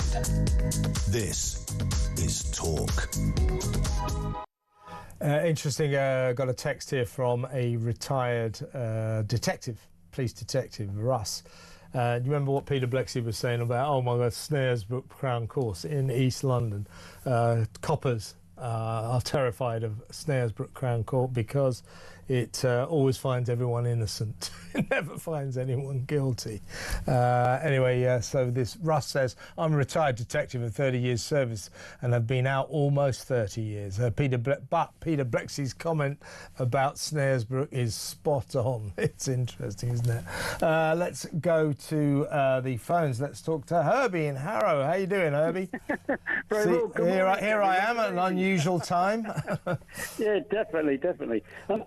Kevin, what's the matter with our Prime Minister? He's gone over to Washington for a crisis meeting about Ukraine. What about the crisis meeting about our country? The boats, the problems of finance, the problems that other people are having. Why doesn't anybody help us? We're helping everybody else, but nobody's helping us. We've got a massive big problem and nothing has been done or discussed about it. What a scam. Well, you know what's extraordinary about Keir Starmer and this Labour government? They any issues that they feel are uncomfortable for them, that don't make them look very good, they just refuse to talk about. They just act like it's not happening. So you've got the asylum seeker hotel protests. Yep. Absolute fact. These have been going on intensely, you know, 10, 15 every weekend outside hotels all over the country. Some of them quite passionate. None of them properly violent yet, thank God. But anyway, Keir Starmer and all the leading cabinet ministers, cabinet secretaries, have yet to say a single word on them. Not a word. Not a word. At all. No, the problem is, Kevin, our crisis is deepening every day. It's getting worse and worse and worse. There's nobody here to help us. We're helping everybody else. The mugs that we are, the money that's hemorrhaging from our pocket to pay for illegal immigrants is beyond belief. It's beyond belief. I'm waiting to see the final figure as to how much this has cost us, and I think people will be aghast. If the money was spent on us rather than illegals, I'm sure we'd be a better nation than we are today, and a happier nation as well. But at the moment, we're all very, very up in arms, I think. I think we've all had enough, to be honest, Kevin. Well, we have, and don't forget the migrant crisis. We are now like a week and a half into what Keir Starmer and Calamity Cooper, the Home Secretary, told us was their new deterrent, their deterrent scheme, one in, one out. In other words, for some reason they thought swapping a foreigner would somehow or other solve the crisis, swapping a foreigner with France. Well, so far, since they brought in this amazing new deterrent, it's 2,500 in, none out. It's not deterring anyone. And again, what's their response to the palpable failure of this rubbish scheme? Let's not talk about it.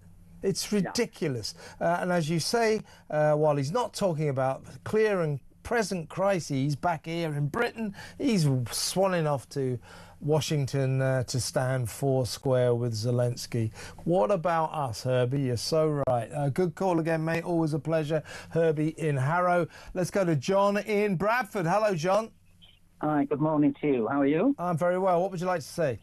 Right, there's two things I want to say. Right, when we were in the EU, if they put money into a project, you had to put a notice up there with the EU flag on, saying this was funded by the EU. So let's look at it this way: councils get money from the government, schools get money from the government, so they should be made to fly the Union flag. And if they don't get any money. That's number one. Fine by me. Good idea. Yeah. Good idea. Yeah. The other thing is, if they're tearing down Union flags and Union Jack flags, how's that helping integration? It isn't. It's actually creating division. Absolutely. Well, what it is, it's one-sided. I mean, what these councils, Birmingham and Tower Hamlets, and we know there are plenty of others, what they're basically saying is our flags, the national flag, the Union Jack, and the English national flag, the St George's Cross, they're banned, they're illegal, but the Palestine flag, that's fine and dandy. Fly that to your heart's content. What is that saying about this country, John? Well, I'll tell you something. I've predicted everything that's happened so far. I've been smack on when I've predicted it, and I think that there's two things. One of two things is going to happen. We're going to have to go to the International Monetary Fund for the bailout, and if they think what happened in Greece was bad, that'll be nothing compared to what they demand. Or we're heading for civil war. Well, I do think there's a lot of unrest in the air, and unless this government, unless Keir Starmer breaks the habit of a lifetime and starts listening to the population, starts listening to the wants, the desires and the fears of the people, I think the unrest we're already sensing is only going to get worse. There is a bad feeling in the air. I think you're right, John. That's John in Bradford. Thanks for a good call, John. We better go to break there next. I'll read some of your messages. Let's see if I got one here. Here's one. It's not a name on it. It's quite funny. When these so-called European leaders arrive in Washington, I hope the Americans play that comedy circus music as they come down the plane set, like da da da da da da da da da. Yeah, something like that. Yeah, plinky plonky Monty Python music. They might as well. I mean, that lot are on a fool's errand. It's such a pathetic kind of look, isn't it? This pathetic posse of Euro sycophants all going, we stand four square with Volodymyr. Yeah, okay, great. I mean, I'm not against standing four square with Ukraine, but let's get this straight, folks. All of you, listen to this. It's going to cost us, well, we've already pledged £3 billion pounds a year until 2030. If we get away with that, that'll be lucky. It's probably going to be a lot more than that. We've already spent £18 billion up until now helping Ukraine. Is that what you want for the future? Us just pouring more and more and more money into Kiev's coffers? Is that what you want? Because it's going to make us poor. And it will prolong this war forever. So maybe, just maybe, you could say the unpalatable thing. I know you're not allowed to say this in Europe, but let's say it. If you want peace, maybe we should listen to Putin and Trump. Maybe we should listen to their land grab deal. It's not palatable. I don't like it. Who would like it? It kind of rewards Putin for his horrible aggression, his bullying, his border-busting bullying. But if you want peace, if you don't want us, Britain, along with the other European countries, to pour billions and billions and billions of pounds of our taxpayers' money into Kiev, into Ukraine, maybe we should stop talking tough. You know, yeah, forget about that deal. We're not giving any land away. Well, maybe we should swallow our pride and think about it more seriously. If you don't want to be poor for the next 10 years at least, certainly for the next 5 years, we need to get a bit more enthusiastic maybe about what Trump and Putin are saying. I know you're not allowed to say that in Europe. Oh, no, Putin's losing the war. Yeah, the trouble with that is he's not. He's not losing the war, and he doesn't want a ceasefire because he doesn't need one. If he can get peace on his terms, give me the Donbass, give me Crimea, fine, he wins, win-win. If he doesn't, he might as well carry on because he's winning that war. So if you don't want us to pour billions and billions and billions of pounds into Ukraine for geopolitical reasons, maybe let's not be quite so dismissive about what Mr. Trump and Mr. Putin are proposing. Just a thought. 03444991000. When we come back, we're going to talk to the research director at the Centre for Migration Control, the excellent Robert Bates. We need to talk about the migrant crisis. We need to talk about asylum seeker hotels. We need to talk about all of that, don't we? That next. Stay tuned.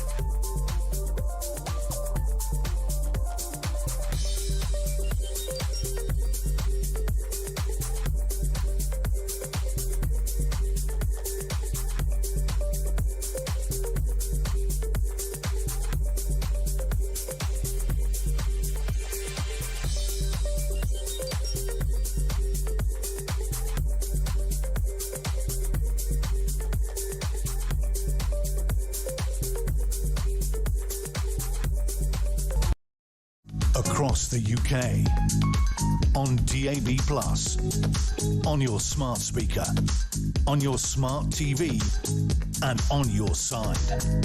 This is Talk. Welcome back. We need to talk about the migrant crisis and all of its horrors. So let's go straight over to the excellent research director at the Centre for Migration Control, the great Robert Bates. Morning, Robert. Morning, Kev. How you doing? I'm okay. Here I am on mid-morning, and here you are too. Well, let's talk about these protests first. Big one yesterday at the Britannia hotel, the Britannia International Hotel in Canary Wharf, until about 2-3 weeks ago, a 425 quid a night businesswoman's hotel with a pool, restaurants, spa, bars, now purely for asylum seekers. The local community around there very, shall we say, ill at ease, not liking this situation at all. Got worse last week when an asylum seeker from that hotel just walked straight into the flat of an 80-year-old blind woman, and the police said, oh, well, we can't really do anything about it because the door was open, so therefore no crime has been committed. Well, they've now arrested him and charged him with assault. God knows what went on there, but it kind of vindicates the local community for their concerns. The police last week saying, oh, he's been chased by dangerous men. Doesn't look like that's true at all. There's this sort of suspicion that somehow or other the police are the asylum seeker protection squad.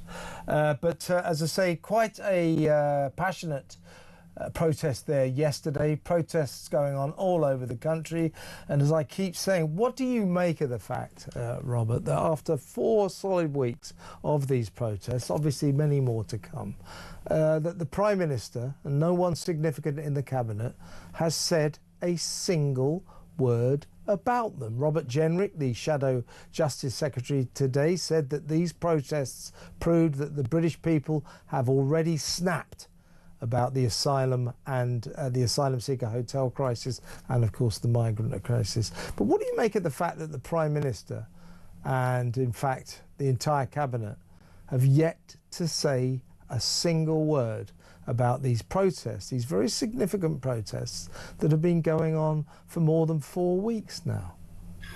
Well, I think it shows what will ultimately end up being the Labour Party's downfall, which is that they are so disconnected from the views, the concerns of the British public when it comes to asylum hotels, that they simply do not have any answers. I actually think there's been a very worrying silence, not just from politicians on this issue, but from many in the so-called mainstream media who have simply refused to address the statistics which show that those individuals in hotels come from nationalities disproportionately likely to be convicted of sexual offences. I also think the way the police have been handling this situation, especially in Canary Wharf, where a lady was arrested as well for, of course, voicing legitimate concerns about what was going on in her neighbourhood. I think there's a real sense that the powers that be just haven't quite clocked on that the British public are now very aware that this is something that doesn't just pose threats around the margins and is something that's remote from them. This is something that impacts most communities now around the country. We've seen,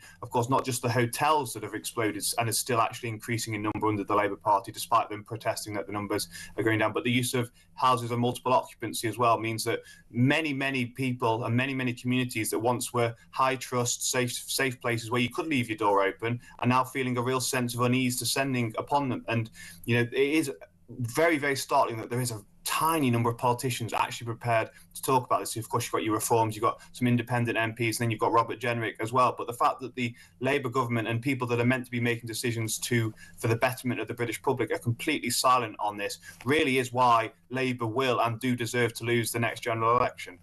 And I think we've got to start screaming this from the rooftops. Again, this is something that the government, Starmer and Cooper especially, are trying to sort of sweep under the carpet.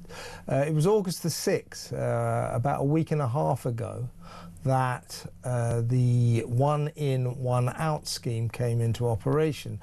It became a deterrent. The government said this is a deterrent. Once the message gets out that we are at least sending some migrants back to France, then the rest of them everyone will say, well, I'm not going to risk it. We all said at the time, well, hang on a second, you're talking about 1 in 17, which means you've got a 94% chance of being able to stay. Or getting away with breaking our laws and breaking into the country. So we never saw it as much of a deterrent anyway. So I think we were right. It's been proved now. Here we are, 1.5 weeks on, not even 2 weeks into this great deterrent, the one in, one out scheme, which has turned into the 2,500 in, none out scheme. Since the scheme came in, a kind of almost record 2,500 migrants have come across the channel. So we have to say right here and now that the one in, one out deterrent isn't working, hasn't worked. It's over, isn't it? And it was never going to work. And I think the reason why we have seen record numbers, well, not record numbers, but thousands of people coming across since the deal was announced is because many of those looking to make the crossings, and in particular the people smugglers, are creasing themselves at how inept this government has shown itself to be. They're almost looking at the big grand announcement that Keir Starmer made with Macron and have gone, is that it? Is that really the best that you've got to try and deter us from making these crossings and from continuing to engage in people smuggling? This is a completely woeful offering. And of course, we do need to compare it with the scale of the ambition of the Rwanda plan. Of course, the Rwanda plan never worked for obvious reasons regarding the ECHR. But the scale of the ambition there was that anybody could be eligible for deportation to a third country. And of course, there was also increasing efforts going on by the Tories to remove people to countries of origin as well. The Labour Party aren't discussing any of this. And it really comes down to the fact that everyone can see at the very heart of this Labour government is a fixation with human rights and for the welfare and due process that we need to afford to asylum seekers and illegal immigrants, rather than actually looking to protect the British public and to ensure the sovereignty of our borders, which have frankly been eroded over the last 7 or so years. So I think the grand move that Keir Starmer has unleashed has actually probably weakened his ability to deal with these small boats crossings, because now he's got nowhere else to run. This was his final big play, and it has completely failed. It's utterly failed. Before our very eyes, you can just see it. It's supposed to deter people from coming across the channel. Since it came into play, 2,500 migrants have come across the channel, and we're not even 2 weeks into it. It isn't working. There it is, folks. Let me know what you think. 03444991000. One of our problems, Robert, with the migrant crisis, with asylum seekers, is that we never get to deport them, or we so rarely get to deport them when they commit serious crime, go to jail, sometimes for paedophile offences, sexual offences. They come out having done their time, and some judge will rule that we can't deport them because of the European Convention on Human Rights, their right to a family life, the fact they might be persecuted back in their home countries for the crimes they committed here, etc., etc. We know that is a clear and present massive problem. Left-wing judges, particularly in tribunal courts. Well, here's one. A judge has allowed a migrant, a guy called Christian Quadrovi, his name Christian, very inappropriate name. He's French born. He spent 963 days in jail since arriving in Britain at the age of 10.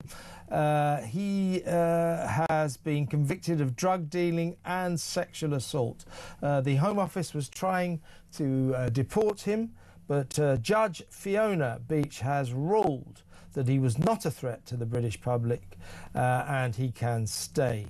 Guess what? Judge Fiona Beach turns out to be a former executive of an asylum seeker charity. You know, this is just a biased judiciary, isn't it?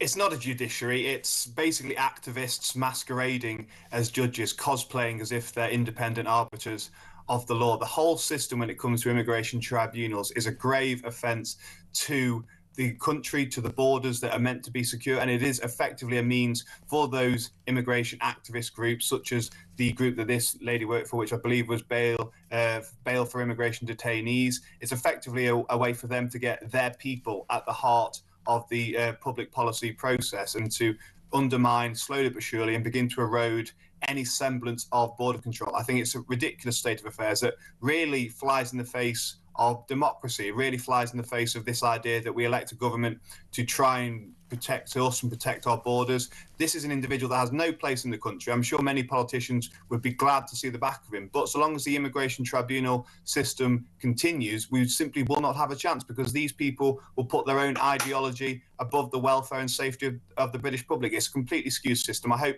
in 29, whichever government comes in on the centre-right recognises that the whole system needs to be done away with. No tampering with it, no fiddling around the margins. Get away with it and take these decisions in-house and start removing en masse any migrant that has committed a crime in this country.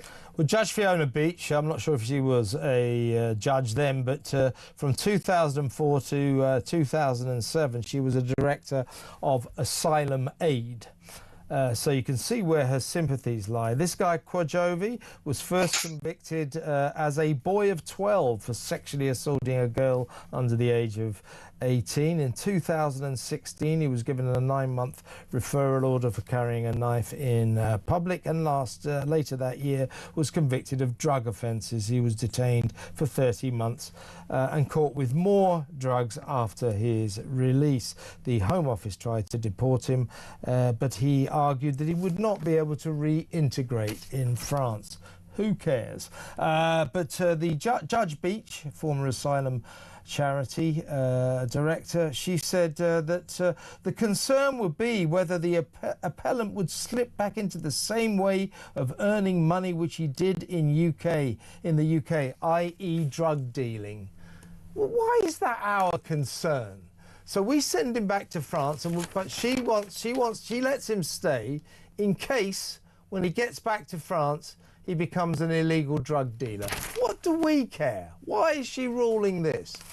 Well, the logic of her argument seems to be, I'd be rather he was dealing drugs in our country rather than slipping back to them in France. It makes absolutely it's almost like a punishment beating upon the British public. How dare we want safety on our streets? And any crime committed by a foreign national, any crime committed by a migrant, is the direct result of decisions taken either in the Home Office or in immigration tribunals. There's no two ways about it. These are crimes, and although we have a huge crime spree as it is in the country anyway, these are crimes that directly inflicted on the British public because the Home Office and immigration tribunals have not been prepared to properly put in place measures or to actually even deport individuals that pose a risk to us. I think we need to have an honest conversation about this and the huge risks that immigration and mass immigration is posing to the British public. Last year, a quarter of sexual assaults and a quarter of rapes were committed by foreign nationals. That number should be 0, but they are vastly disproportionately overrepresented in these statistics. It's a chronic situation that is really, really damaging public trust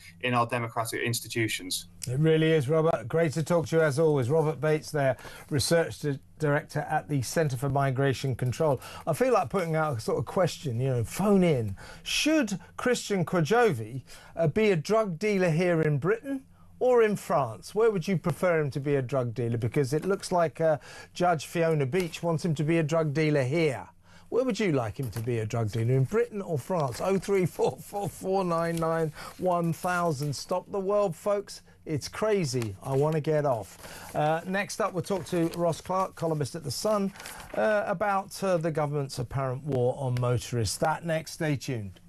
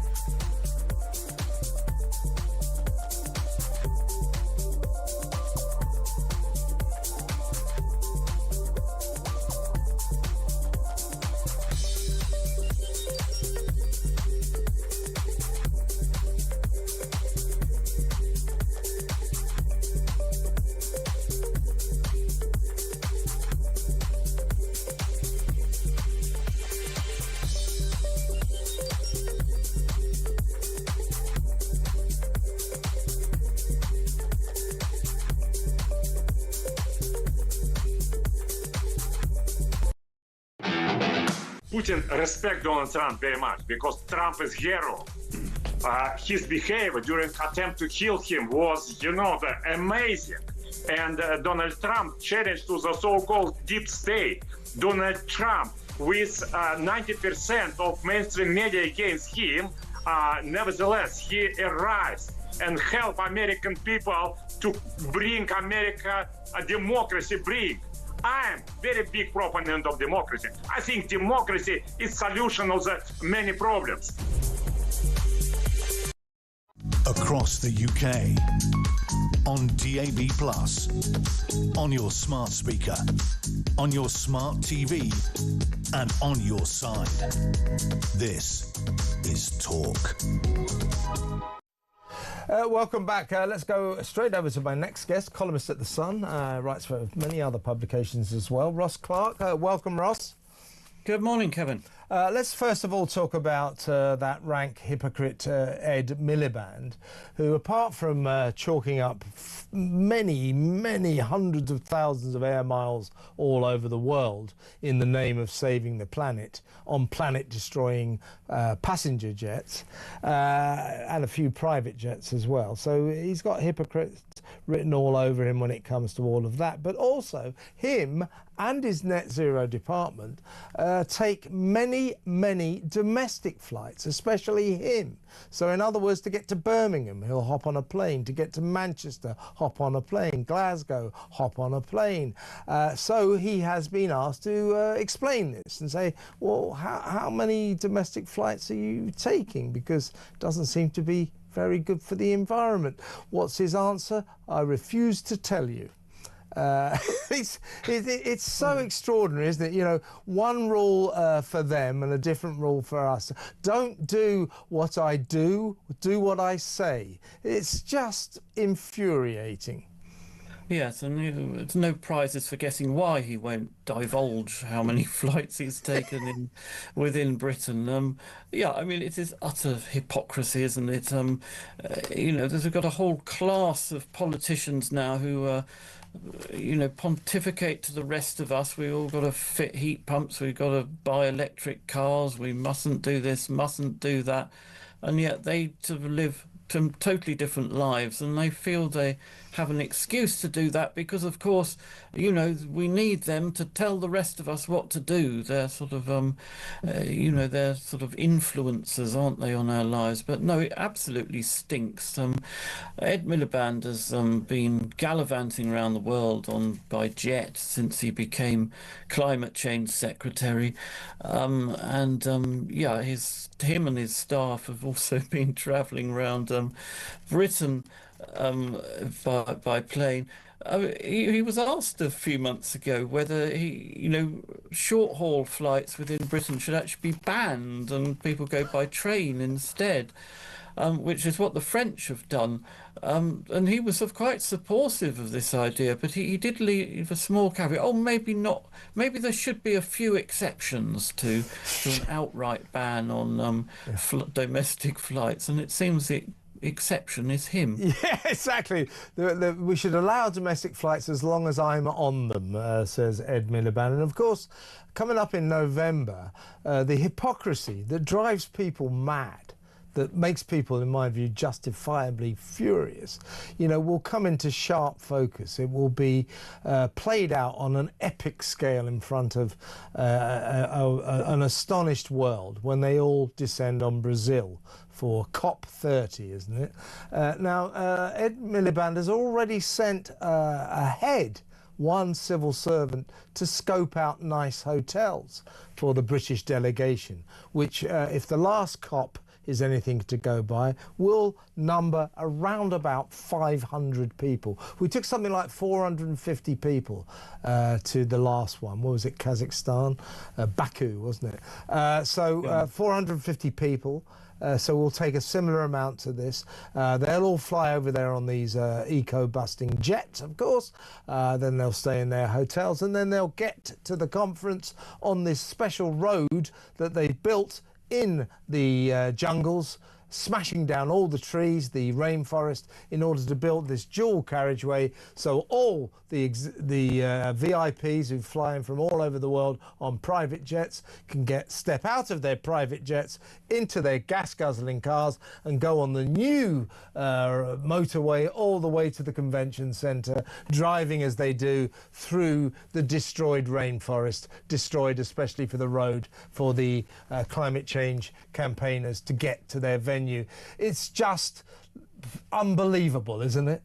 It is. They've bulldozed several miles of forest at this road to the venue. And I mean, it's not that there weren't roads going there already, but they weren't fast enough roads. But I mean, if you remember, a couple of years ago, President Lula, Brazil, turned up in the UAE where the COP summit was held there, and he was one of these countries which were most demanding this phrase, we phase out fossil fuels, was added into the communique. At the same time, he was boasting of how Brazil was going to become the world's 4th largest oil producer. So something of it's not just Ed Miliband, there's something of a sort of disconnect between reality and the statements which other world leaders are making as well. Canada, again, was one of the countries which was banging on. Justin Trudeau was banging on about we must phase out fossil fuels, and he too was expanding the Canadian oil and gas industry. I mean, it's utterly bewildering, isn't it? Do you think, you talked about the reality, the world's realities as opposed to the fantasy world that our government seems to live in? Ed Miliband is responsible for, in my view, increasingly incoherent energy policies, increasing madness when it comes to windmills and solar farms, closing down exploration in the North Sea, costing thousands of jobs, hundreds of thousands of jobs potentially. All of these policies are utterly incoherent, make no sense. Do you think in the 4 years between now and hopefully our opportunity to get rid of this dreadful government, that some kind of reckoning will happen, that they will have to abandon all this nonsense and get real? Because we've got the most expensive energy prices in the world, 5 times more than America, all because of crazy Ed. We've got to do something, haven't we? Well, yes, the reckoning already is happening. As you say, we have the highest gas and electricity prices in the world. I wouldn't blame Ed Miliband entirely for that. The part of the last government was just as bad, frankly, on this. And but yeah, the reckoning is already happening.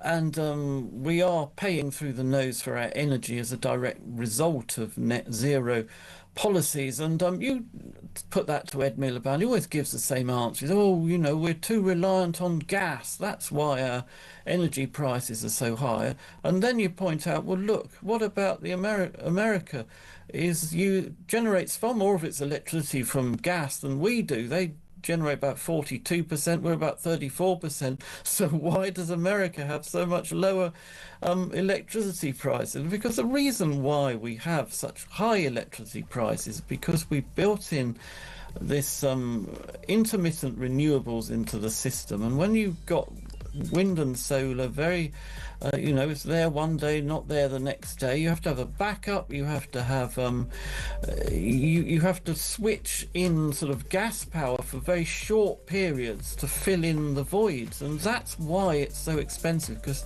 you turn on a gas plant for a few hours a week, obviously it costs much more than it would if you were running that gas plant steadily through. It's crazy, Ross. It's absolutely crazy, and it can't go on. Really good to talk to you as always. Thank you so much.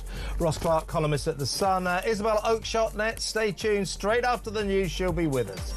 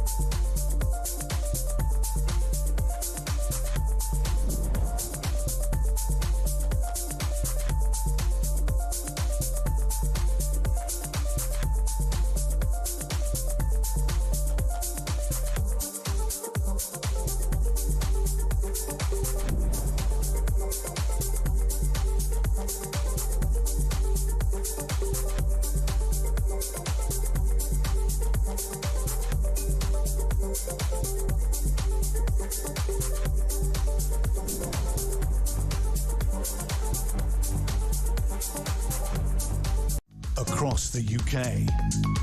On DAB+, on your smart speaker, on your smart TV, and on your side. This is Talk.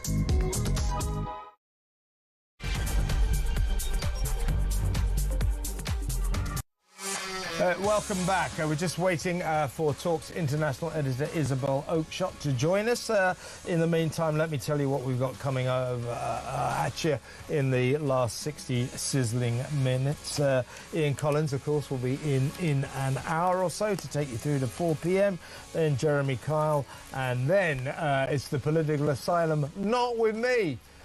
It's returning hero Mark Dolan. Hasn't been here for many a long year, so he will be taking over the helm of the hottest show on Talk. Well, that's what I'm saying anyway. So Mark Dolan at 7 p.m, so lots still to come. In 20 minutes or so, we're going to be taking your calls. 03444991000. Big story, of course, is what the hell is going on in Washington. Will the little European leaders manage to persuade Donald round to their way of thinking? No!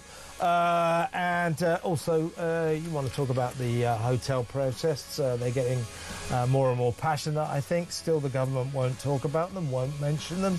What's the point? You know, why won't they talk about this? It's so ridiculous. What's the point of being a government if you ignore the people? The people are saying something here. They're saying, you know, we're not happy about this. We don't like all these asylum seeker hotels.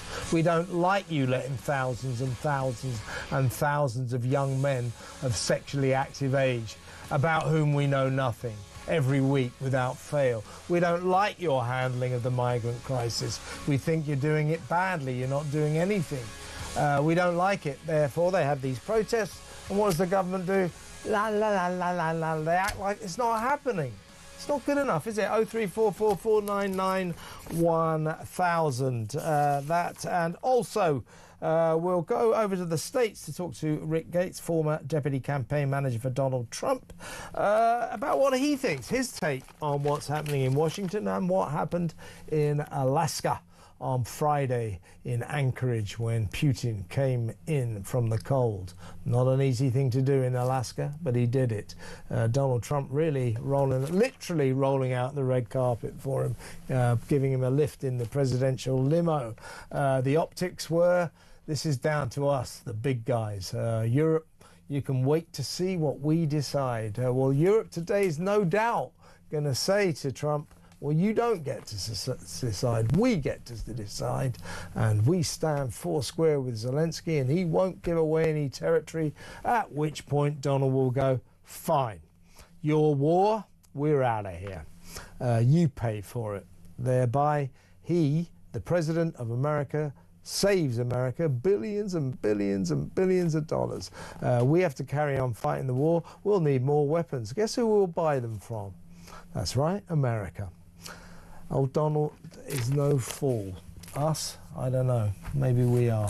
Let me know what you think about that. 03444991000. Right, let's go straight to our international editor, the great Isabel Oakeshott. Hi, Isabel. Good morning or afternoon. Just into the afternoon. There's something you wanted to talk about. We're talking about these protests that are unfolding all over the country against the spiralling migrant crisis, which is, you know, it's not a funny joke, but it is turning into a sick joke. 2,500 migrants have come across the channel since Keir and Yvette Cooper brought in their, quotes, deterrent, close quotes, the one in, one out scheme, which seems to have turned into 2,500 in, none out. So that deterrent isn't working. People are getting more and more energised, more and more upset about this. But the police, their techniques of dealing with these protests, as usual, betray potential favouritism towards the migrants, towards the asylum seekers.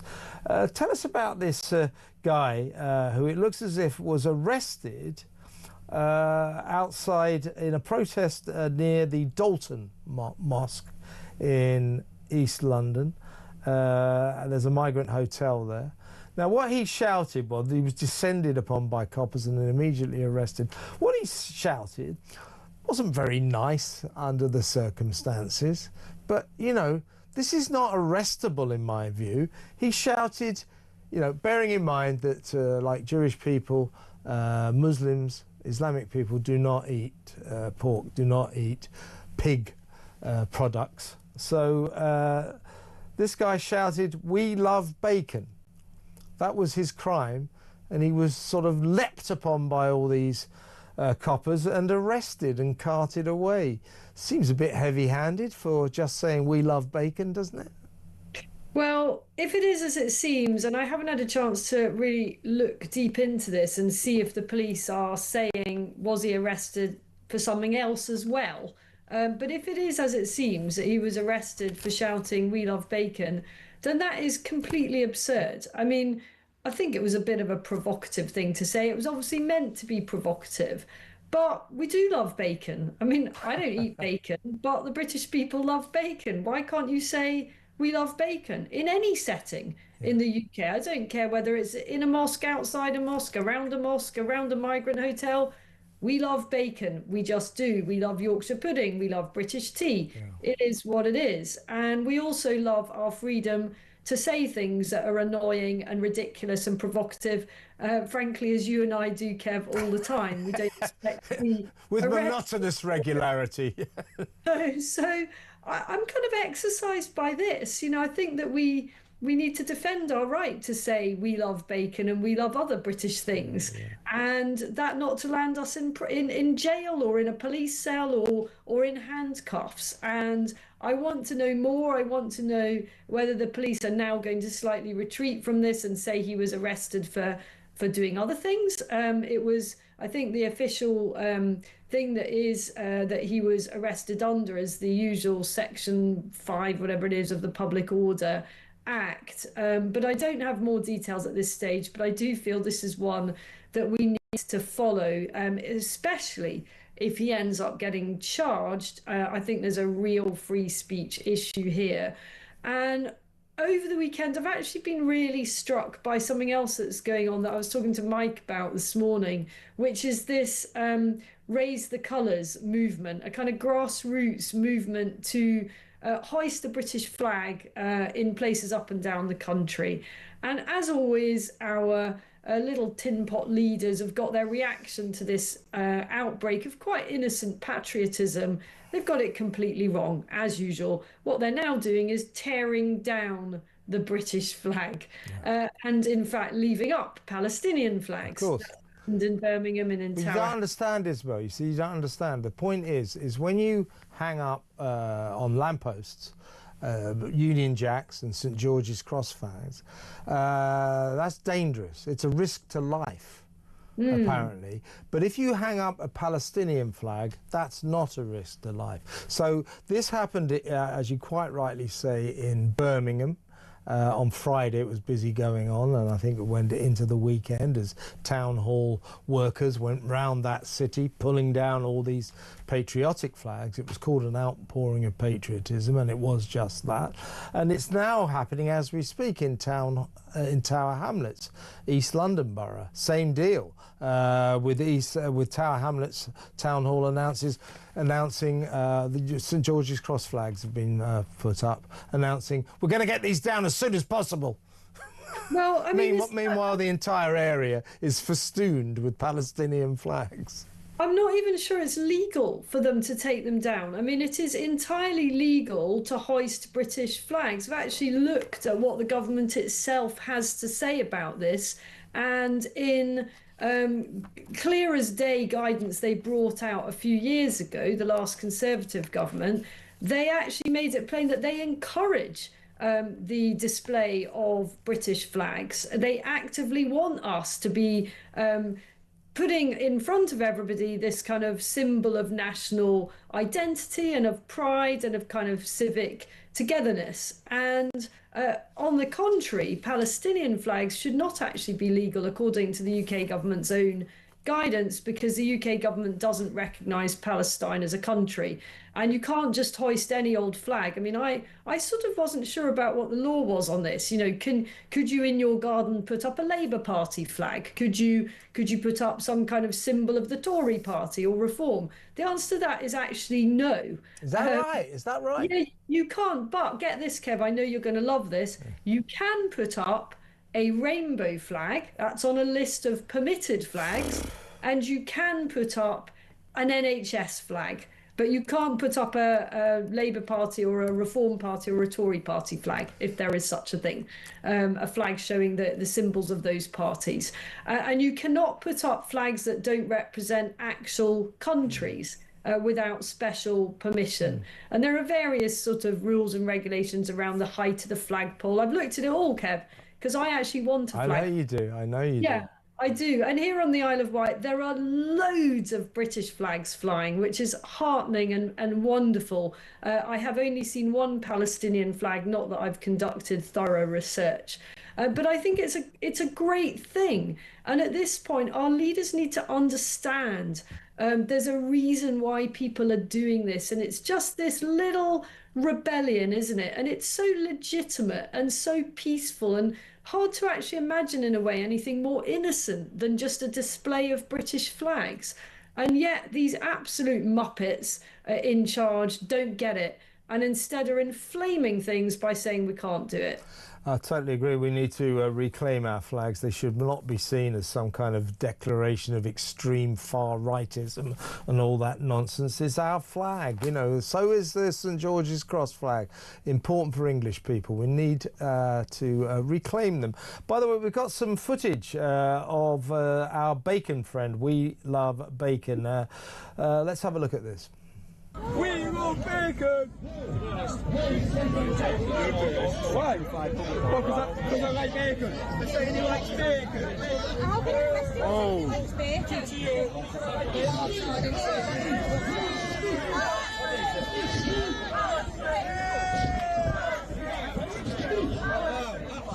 I'm not saying it. Are you getting this recorded? Yeah. I'll tell you what, Isabella, I hope to hell that he did do something else. There is some other reason for his arrest, because if it was just shouting, "We love bacon," those coppers have got a lot to answer for there. They've got questions to answer. So I couldn't hear the audio there. Was there audio playing? Yeah, he just said, "We love bacon," something literally that. Yeah. And that was it. But was he marched off before he said? No, after. Bacon? The coppers suddenly appeared, grabbed him by both arms and marched him away. I think this story, I don't care whether he's a bit of an idiot, whether he's, you know, I don't know, not educated, not posh or whatever. I don't care what his background is. I don't even care if he's, in this case, far right. I'm sure we can all agree he's being provocative, he's been a bit of an idiot. But I do feel that I want to defend his right to say we love bacon, however much of an aggressor he is. He may be an unpleasant character. He may have some affiliations that you and I wouldn't want to touch with a barge pole. But I defend his right to say we love bacon. And I can see this story actually taking off quite some, unless there's more to it. Yeah, as I say, well, it looks as, I mean, possibly there are other reasons, as I say. I hope to hell that there are. But it looks as if he just said, "We love bacon," and the coppers turned up, because that's my impression of a northerner. He sounded like he was from the north. Nothing wrong with that, of course. And the coppers then suddenly materialise. They appear both sides of him, grab both of his arms and march him off. And the crowd are shouting, "What, you're taking him away just because he said he loves bacon?" Well, so it does look as if it might be the only nature of his crime is to shout. Admittedly, you know, Muslims don't eat bacon. They're near a mosque and all that. But that doesn't mean to say you shouldn't be able to shout in a free country. We're supposed to be a free country. You shouldn't be able to shout, "We love bacon." Can I make another point? Yeah. I mean, we're now in a country, are we, where you can steal bacon? You can probably steal up to £200 worth of bacon. Right, yeah. And no one does anything, but you can't shout, "We love bacon." So, guys, maybe just stealing it is the safer option. I'm going to say something that is arguably unpatriotic in itself. I would never shout "I love bacon" because I don't like bacon. I've never liked it, so it's a very un-British thing. Let me know just before you go, Isabel, what you think about the antics unfolding today in Washington. I mean, you know, there's this orthodoxy here in Britain and around Europe that, of course, we reject out of hand this outrageous land grab Ukrainian carve-up between these two preposterous men, Putin and Trump in Alaska. We reject that. They can't have any land. Oh, stop it, stop it. No, the war goes on. Well, okay, fine. But we should think about this a little bit more seriously, because unless we achieve some kind of peace, and it may involve, or it may have to involve, a kind of cessation of land, of territory, unless we come to some kind of agreement today or in the next few days, then this war will be left to us by America and will go on for years and will cost this country alone, you know, tens of billions of pounds. We've already spent £18.3 billion on the Ukrainian war. We've pledged to put £3 billion a year, every year until 2030 at least, into that war. We will carry on having to give Ukraine billions and billions of pounds and lots of weapons as well, no doubt, almost forever, unless perhaps, contrary to the orthodoxy, we take it seriously today. We take the deal that Putin and Trump have carved out and take it seriously, as opposed to, oh no, absolutely preposterous, wouldn't even think about it. Do the people of Britain really want us to carry on pouring billions and billions and billions of taxpayers' money into Kiev? Is that what we want? I don't think it is, but at the same time, it's an incredibly unfashionable and dangerous thing to say that you're prepared to give Putin an inch. And no one wants to appease the aggressor here. And there's no doubt who was in the wrong, who started this, who has behaved absolutely appallingly, and who represents a threat to the international rules-based order. It's President Putin, a truly monstrous individual. So this is so difficult, isn't it? We can't afford as a country to go on pushing billions towards this cause. And yet we do need to reaffirm and reassert, you know, the extent to which the international community can't just turn a blind eye to the invasion of sovereign nations. So it's really difficult. In the end, most wars are resolved by a process of negotiation and compromise, and horrible and ugly as it is, and much as I absolutely recoil at the thought of giving Putin anything at the expense of brave Ukrainians, ultimately that may be the only way to stop more blood and treasure being wasted. I mean, if we accept what Trump and Putin have done, even in a reduced form, maybe just give some territory, not as much as Putin wants, but even if we accept that, it's a squalid deal, but it would at least achieve peace. And Peter Hitchens wrote this in the Mail the other day, just saying, look, you like it or not, you know, history has been written by this kind of squalid deal between superpowers. And if we want peace, maybe we should be a little less dismissive of what Trump and Putin have been trying to do, and maybe try and make it work. But it looks to me as if we won't. We'll go, no, we stand four square with Zelensky, and therefore no territorial cessation, and the war carries on. Fine. That means it'll pretty much carry on almost forever. That's the problem. And you know, we've seen it. You get awful outcomes in these circumstances. You know, Afghanistan, on and on and on it went, and then was left to a worse situation practically than we found it in. So there's no good answers here, but it's the easiest thing in the world and the safest thing in the world, politically, in this country anyway, to say absolutely do not give an inch. But is that the most pragmatic thing? I don't know. And just to reassert how much I abhor and deplore Putin and his actions before anyone calls me an apologist, because that I am not. Yeah, I'm not an apologist for Putin at all. What he's done is unconscionable. Ukraine are the innocent victims of sort of border-busting international bullying by Moscow, by Putin and the Kremlin. That said, you know, there are realities, you know, and perhaps thinking seriously about trying to get a peace, some kind of peace deal would be better, because if not, what we are doing, what Starmer is doing for this country now is dooming us, the people of this benighted country, to years and years and years of penury.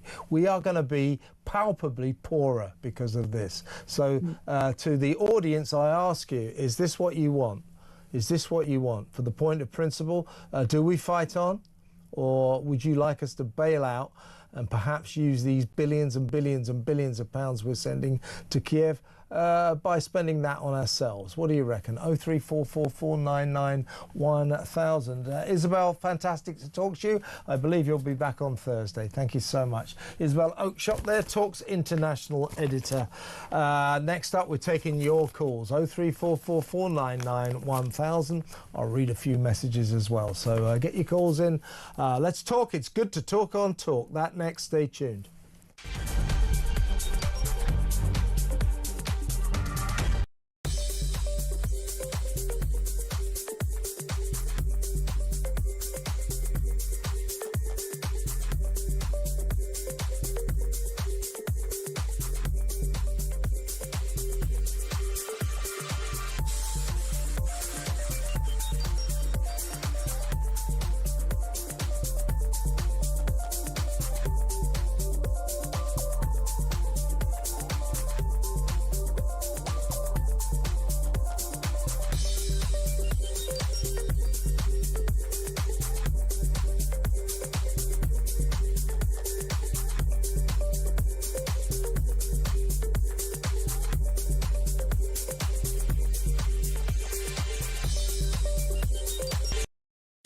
I think it's really fantastic that Putin has convinced Trump that the main demands of Russia, which is effectively a total capitulation of Ukraine, are the terms in which he wants to end the war. There's going to be a big meeting on Monday in the White House with Zelensky, and I fear, and I'm pretty well assured, that Trump is going to present Putin's demands as the way to end the war. And of course, Zelensky can't accept those demands, and so Trump will then blame Zelensky for the war carrying on.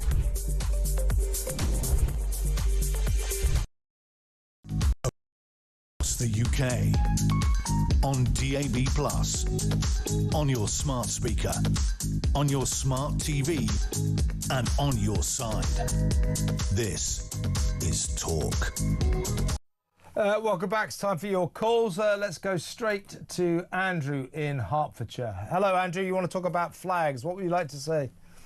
Yeah, it's very interesting. I think it's linked to the jury type scenario as well. Yeah. The chap is found not guilty. The jury is drawn from that part of London, the east of London, and then the flags are obviously in Birmingham. And people have talked about, you know, how the country has changed.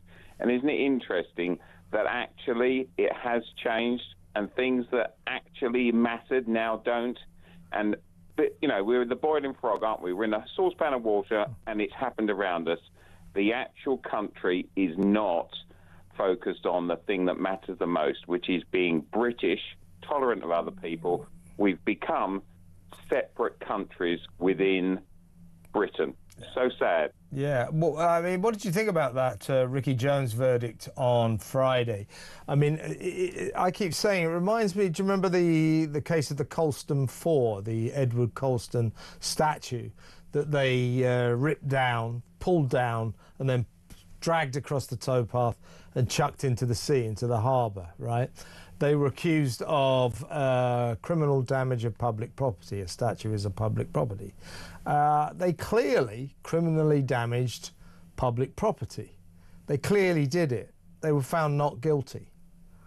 They were found. So it's similar. Ricky Jones clearly did call for people. I think he was charged with encouraging people to commit a criminal offence.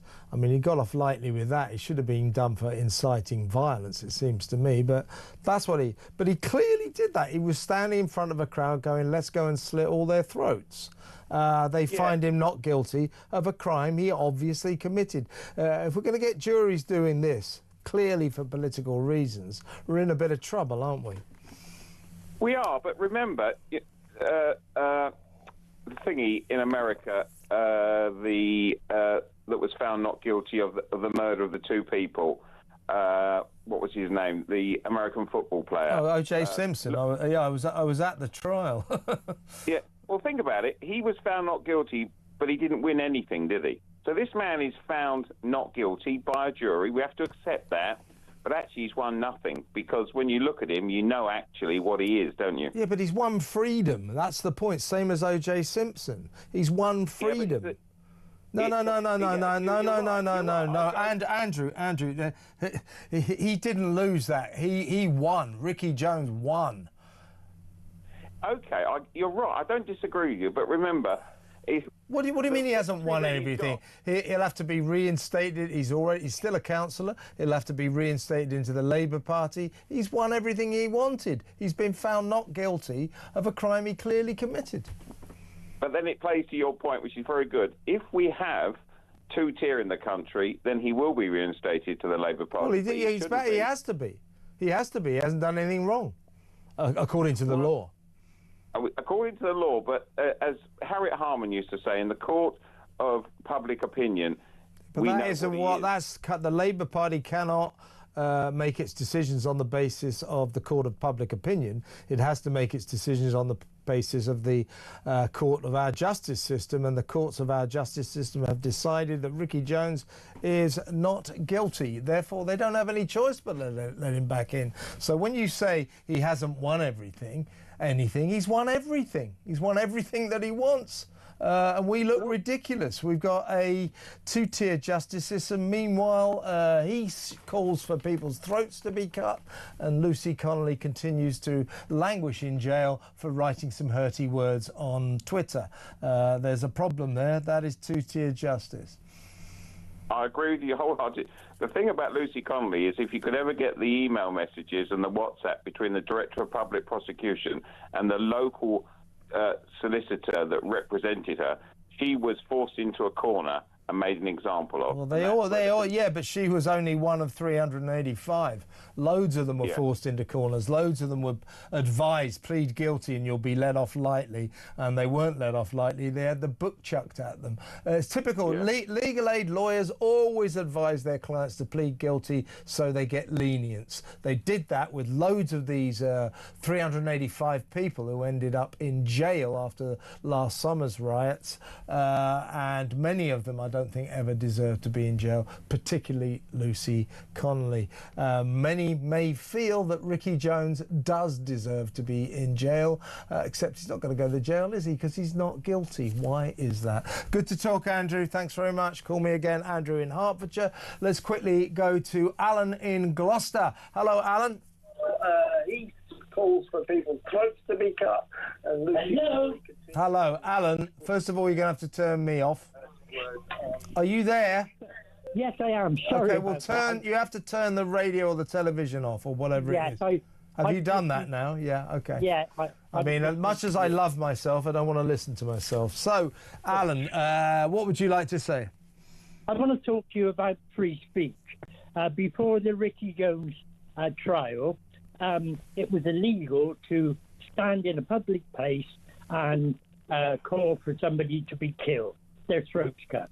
Now, with this case, is it okay for me to go into the centre of town and say people, Labour Party politicians, should have their throat cut? Well, no, Alan. It depends, of course, who it is whose throats you want cut. If you want right-wingers' throats cut, apparently that's okay in the eyes of the law. Ricky Jones's defence was incredible. He said, I wasn't referring to the migrant protesters, the migrant crisis protesters, you know, the ones that Keir Starmer inaccurately called far-right thugs. He said, I wasn't referring to them.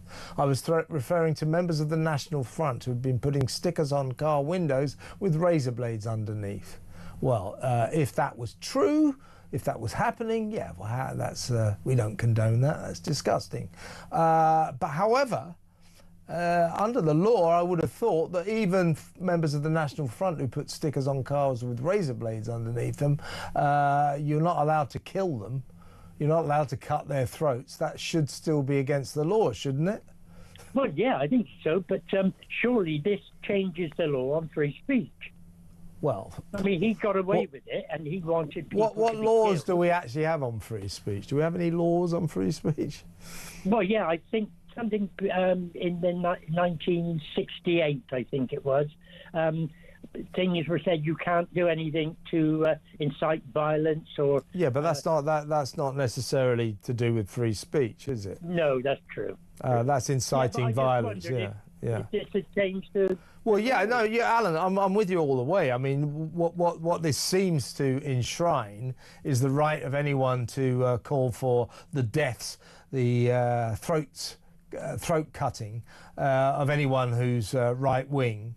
But if you went out there and said, you know, I call for the throats of Muslims to be cut or something like that, they'd be down on you like a ton of bricks. So basically, it seems that in this country, if you're left-wing, you're allowed to call for the deaths of people, for people's throats to be cut.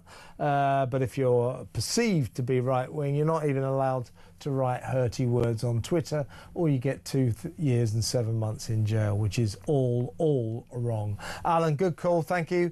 Thanks for ringing. Call me again. Alan in Gloucester.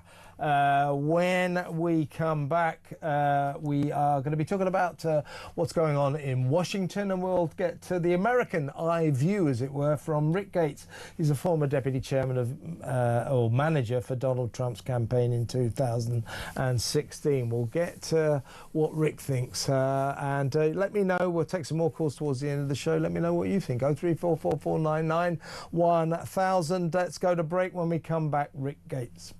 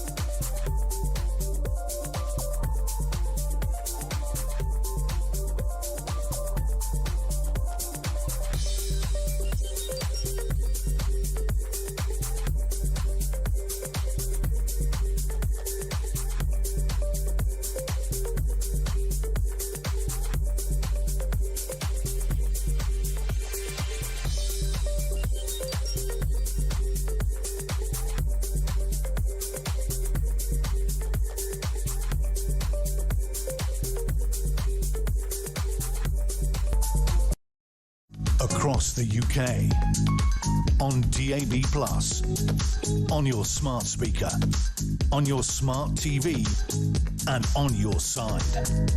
This is Talk. Welcome back. Well, all eyes are on Washington today as the Euro gang, including Keir Starmer, hot-footed across the Atlantic to pay homage to the New World Order descending on the White House, where they're going to stand shoulder to shoulder with Volodymyr Zelensky, the president of Ukraine, as Donald Trump suggests that they go along with his peace plan, a peace plan that he's forged with Vladimir Putin, at least he thinks he did on Friday when they got together in Alaska. It clearly is going to involve the cessation of territory by Ukraine to Russia, specifically the Donbass and, of course, the Crimea, which they've already got. But Zelensky's line has always been, we make no territorial concessions to Russia. Sounds like a bit of a standoff, a bit of an impossible situation. There's also talk, if we do get some kind of a peace, don't forget, we've gone from talk of a ceasefire, that was changed, the goalposts were changed on Friday. Oh no, we're talking about a permanent peace now. That could involve some kind of peacekeeping force from NATO countries on the ground in Ukraine. It all sounds a little bit fanciful. Let's get the American angle. Let's get perhaps Donald Trump's angle from the former deputy campaign manager of Donald Trump's campaign in 2016, Rick Gates. Hello, Rick. Thanks for joining us. It's great to be with you, Kevin. What's your take on this? As I understand it, tell me if you differ from my analysis. So Putin and Trump got together. A lot of people saying, "Oh, Trump shouldn't have rolled out the red carpet. The optics were a bit uncomfortable." But that notwithstanding, they had this sit down 3 hours or so. It looks as if they came to some kind of a deal, some kind of agreement that will involve Zelensky having to hand over land to Putin, including the Donbass and the Crimea. We've always heard that Zelensky just won't do that. We've got the European nations, including our nation, leaders, Keir Starmer, heading for Washington today to go to the White House with Zelensky, presumably to tell Trump, no, we won't agree to giving Putin any land. Do you agree that that probably is where we're at? And if so, do you feel, as I do, that Donald Trump will basically say, well, listen, take it or leave it. If you want this war to trundle on, then by all means go right ahead. But we're not going to be helping you anymore. You can do it on your own. Or otherwise, will we have to accept some kind of land grab? What's your analysis, Rick? Yeah, I think overall that's a pretty good take on it, Kevin. I think what the U.S. is looking for is to carry forward with the momentum that the president and Putin developed on Friday and find out where Zelensky really is. Look, I mean, there's three parts to this. You get Putin to the table. He did that on Friday. You get Zelensky to the table, see what his positions are going to be, and then you need to get the two of them to the table, Zelensky and Putin, to really finalize this. And I think the president is very keen to get a deal done. If you know anything about the way President Trump works, there's give and there's get, and you have to have both components. I think that Zelensky is posturing to a large extent. I think he's always believed that there may be some sort of land, whether it's big, it's small, but there's got to be something to get both sides to the table to agree. And frankly, I think that the European leaders are there for two particular reasons: to make sure Zelensky doesn't go off a cliff like he did the last time he was in the Oval, and also sensing that there may be a breakthrough here, and they want to be a part of that. They want to be a part of the success if there is something to come out of that. I've always thought, Rick, and I said this last week ad infinitum, that this was always, Alaska and the subsequent events were always for Trump win-win. Insofar as in the off chance that some kind of peace is agreed, fantastic. Everybody says Donald Trump is near amazing. He's achieved peace. He probably gets that Nobel Peace Prize. I never thought that's that important to him, but he would get that on that basis. But more than anything, he would be seen as the man who brought peace to that war-torn region, Ukraine. So he gets that. That's brilliant. That's the off chance. But the chances always have been that because of Putin's demands, that Europe, Zelensky and the Euro leaders will say no. And at that point, Donald Trump, as I say, win-win, is able to turn around and say, well, listen, I've done everything I can. You know, I've really pulled out all the stumps here. I've tried everything. I've offered you a peace deal. You've said no. Fine. That's your prerogative. It's a European war. We walk away. It's your war from now on. Therefore, America saves billions and billions of dollars. Do you agree with that analysis? Yeah, I think in large part, if President Trump doesn't get or see some sort of breakthrough today, he has always said from day one this was not his war. It would have never started under his watch. That was certainly validated by Vladimir Putin on Friday, which I thought was one of the best lines from their press conference, with Putin saying this would not have started if President Trump had been president. So you take kind of all these factors, and then you look at the billions that the American government has spent, to the American people through taxpayer dollars has spent on this. Yes, the president is very frustrated with both sides. I think he clearly understands how Putin is operating, and I clearly think he understands what Zelensky is thinking. But at the same time, you got to get to peace. And if there is no peace, then he will say, fine, I did everything in my power I could. I did everything to get everybody to the table. They just didn't want peace. And then we go back to really relying on Europe to solve it. But we started with this from day one, and nobody in the world believes that a Macron or a Starmer can solve this process. Yeah, let me ask you about this. Of course, J.D. Vance over here enjoying the wonders of Britain for his vacation. He said earlier, or last week, he said in terms of, pouring billions and billions of American dollars into Ukraine, weapons as well, he actually said, we're sick of it. We're sick of it. I actually think a lot of people in Britain feel that way as well.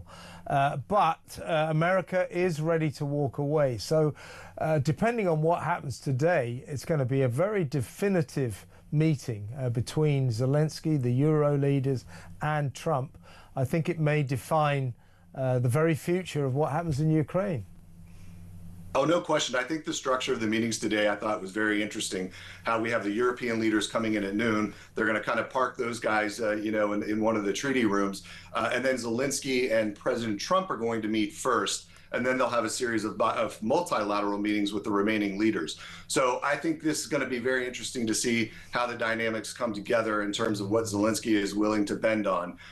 Look, I mean, at the end of the day, he is going to have some tough choices to make. And if Zelensky seems so obstinate that he's not even willing to consider some of the options on the table, I think that's going to make it very difficult to get to a peaceful process in the end. And absolutely, the president and even the Republican Congress, for that matter, will probably say, enough's enough. We can't do anything more until these two leaders, Zelensky and Putin, can come together and come to an agreement. Nothing's going to get decided. Last question, Rick. In the event that all that we've just discussed happens, that America basically goes, OK, your war, did our best, get on with it. Do you, as an observer of this entire scene, do you trust this alleged coalition of the willing to actually be enough to step up to the plate and, if you like, defend Ukraine's interests satisfactorily? Because you know what, these are European leaders. This is France, this is Germany, this is Italy, and even Britain. I just suspect that when push comes to shove, when the moment happens that we have to step up to the plate, that the coalition of the willing will become the coalition of the unwilling. I am not convinced by this ostensible show of united front. Are you? No, absolutely not. And I think the European leaders are not as confident either, hence why they're over here in the United States trying to figure out a way to make this deal work. There's a phrase, there's too many cooks in the kitchen. And I think that's exactly what you have with the coalition of the willing. And I think that none of the European leaders, either individually or collectively, have been able to get as far as President Trump has in terms of getting Putin to the table, getting Zelensky to at least consider some of the options that would draw to, a peaceful process. So absolutely not. If this process fails today, I am very concerned that there will be no peace, likely for a long time to come. Yeah, me too, Rick. Good to talk to you, man. Rick Gates there, former deputy campaign manager for Donald Trump in 2016. Let me know what you think. Shall we take a quick call there? Let's quickly talk to James in North Dorset. Hello, James. Hello. How are you doing? I'm all right. You want to talk about what's going on in Washington? What do you think? What do I think? I think people have forgotten that the war in Ukraine, whilst it was Putin who went into Ukraine, which I can't condone, but Ukraine was warned over a 6-year period not to cozy up to the EU or NATO, because what he didn't want was them parking their missiles in his back garden. Yeah. Any more than Kennedy wanted the Russians parking missiles in his back garden in Cuba back in the early 60s. Yeah, no, I mean, I'm assuming, James, I put out a sort of a question to the audience earlier. I'm just, I understand the geopolitical importance of not letting Putin get away with this. I will understand if the Europeans turn around and say no to this entire deal. But I'm not particularly thrilled by the idea that Britain alone has already given Ukraine £18.3 billion and has committed to giving it at least £3 billion a year until 2030. I'm not sure that the British people are that thrilled about the prospect of continuing to pour billions and billions and billions of British taxpayers' money into Kiev. Well, Keir Starmer is determined to bankrupt this country one way or another. Yes, that's right. He can't stop giving away money. It's what he does. It's in his DNA, I'm afraid. Yeah, I agree. And David Lammy, every time he gets on a plane, wherever he touches down, he offers them 100 million here and 200 million there. Before you know where you are, you're talking about real money. James, good call. Thank you very much. James in North Dorset there. Let's go to break now. When we come back, we're going to be talking to Amy Gallagher, commentator from the New Culture Forum, about a couple of trans stories. We need to discuss them. That next. Stay tuned.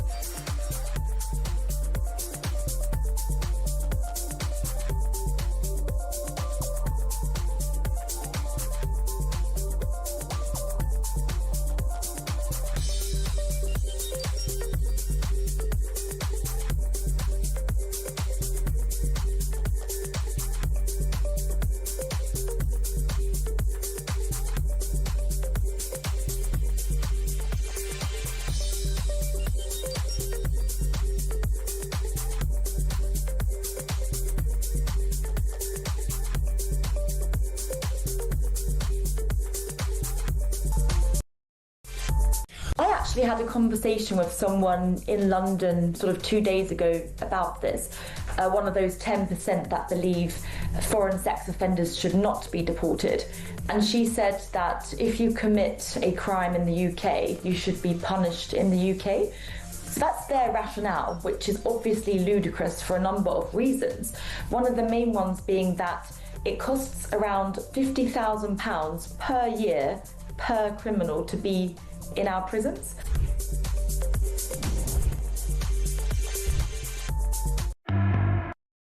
Across the UK, on DAB+, on your smart speaker, on your smart TV, and on your side. This is Talk.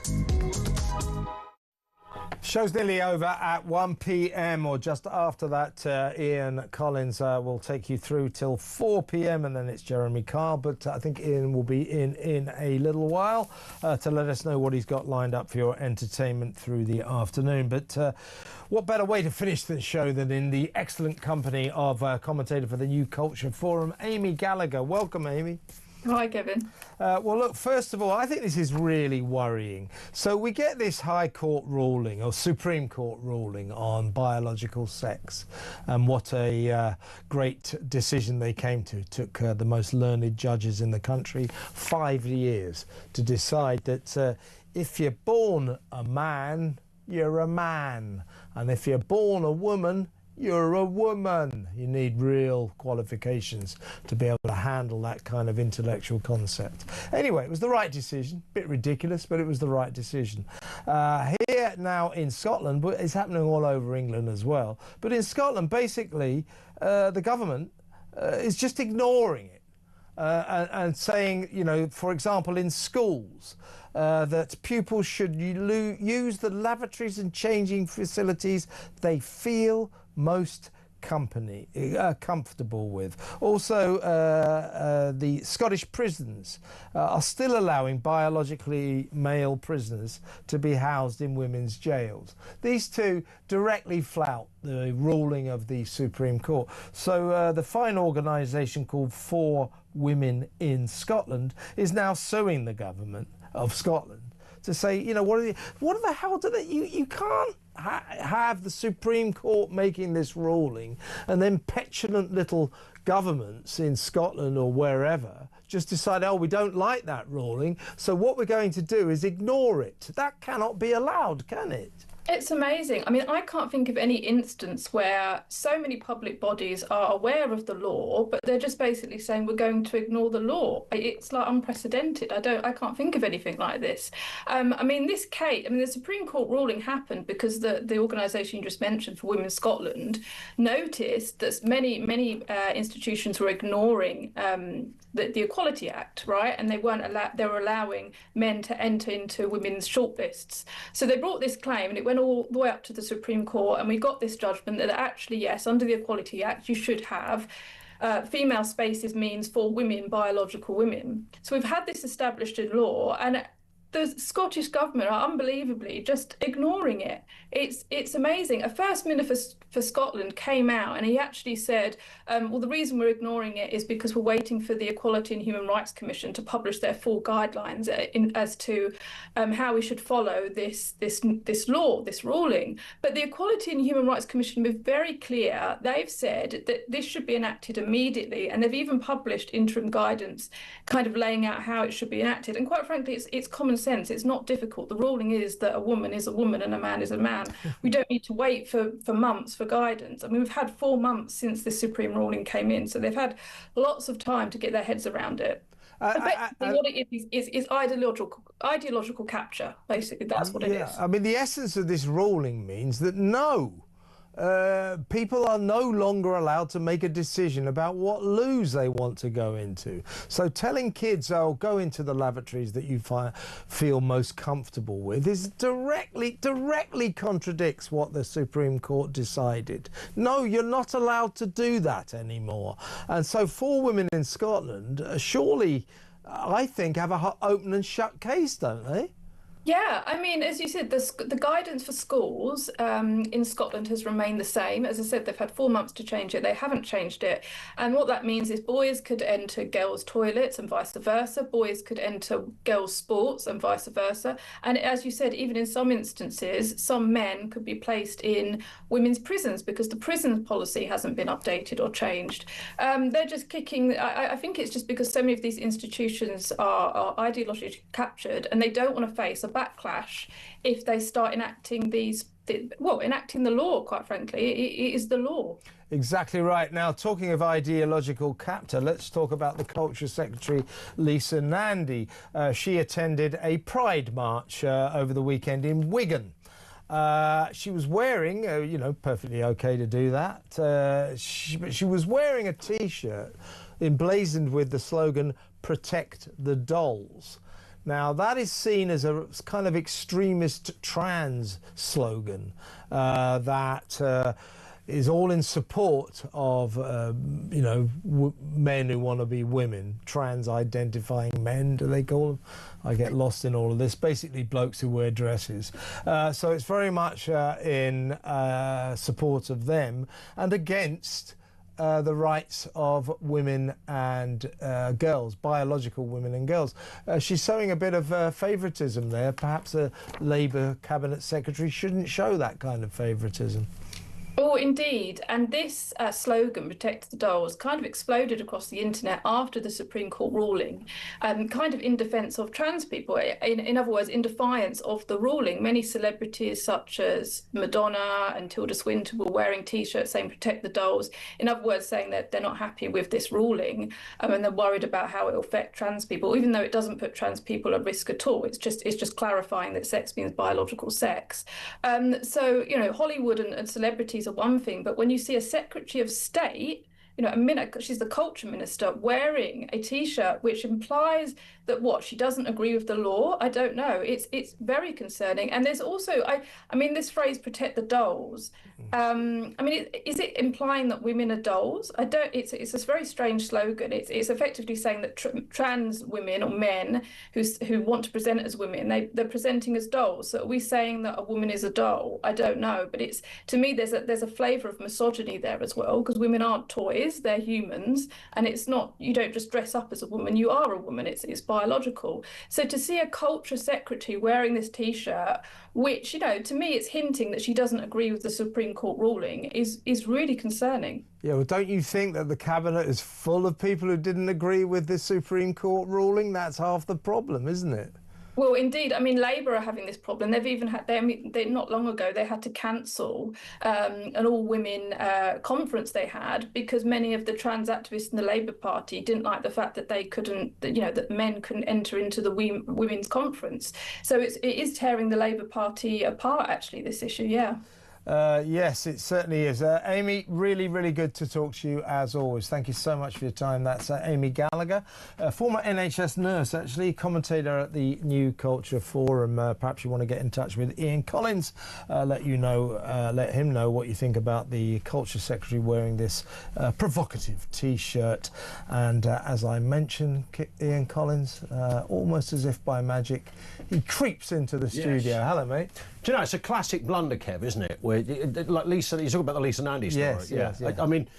If anyone was going to get it royally wrong, it's somebody on the Labour front bench. Well, that's what they do. It's like they've got a PhD in this stuff. They just excel in, I'll stick a T-shirt. I don't know what it means. Maybe she didn't know maybe she did know what it meant. I don't know. But either way. Yeah, well, it's a new one on me. Apparently, dolls is a name for, trans-identifying men, women who want to be, men who want to be women. Apparently it's dolls and bricks, isn't it? You see that? So dolls are trans people that could pass as women visually, and bricks are trans women who couldn't pass. couldn't pass a bus stop. I know what you mean. I know where you're coming from. You know those fellas that have got a beard and go, yeah, I'm all woman, me. One of those. Are we allowed to say that sometimes these trans women aren't that convincing? Are we allowed to say I think we absolutely can. I think that's quite clear. And it does kind of... the control room all laughing at me. It's not irrelevant, he's going to get fired. It's not irrelevant to the debate when it comes to things like changing rooms and stuff. You can say that, can't you? 6 foot, Yeah, 6 foot blokes in a dress. Well, they're not convincing. With a beard and a deep voice. Yeah, what else have you got coming up before we're just going to talk about that for 3 hours, really. Yeah. Who's your most convincing? No, we won't do that. But maybe that's for the last time. We're talking about Trump and Putin. Is Putin entitled to anything? That's the question.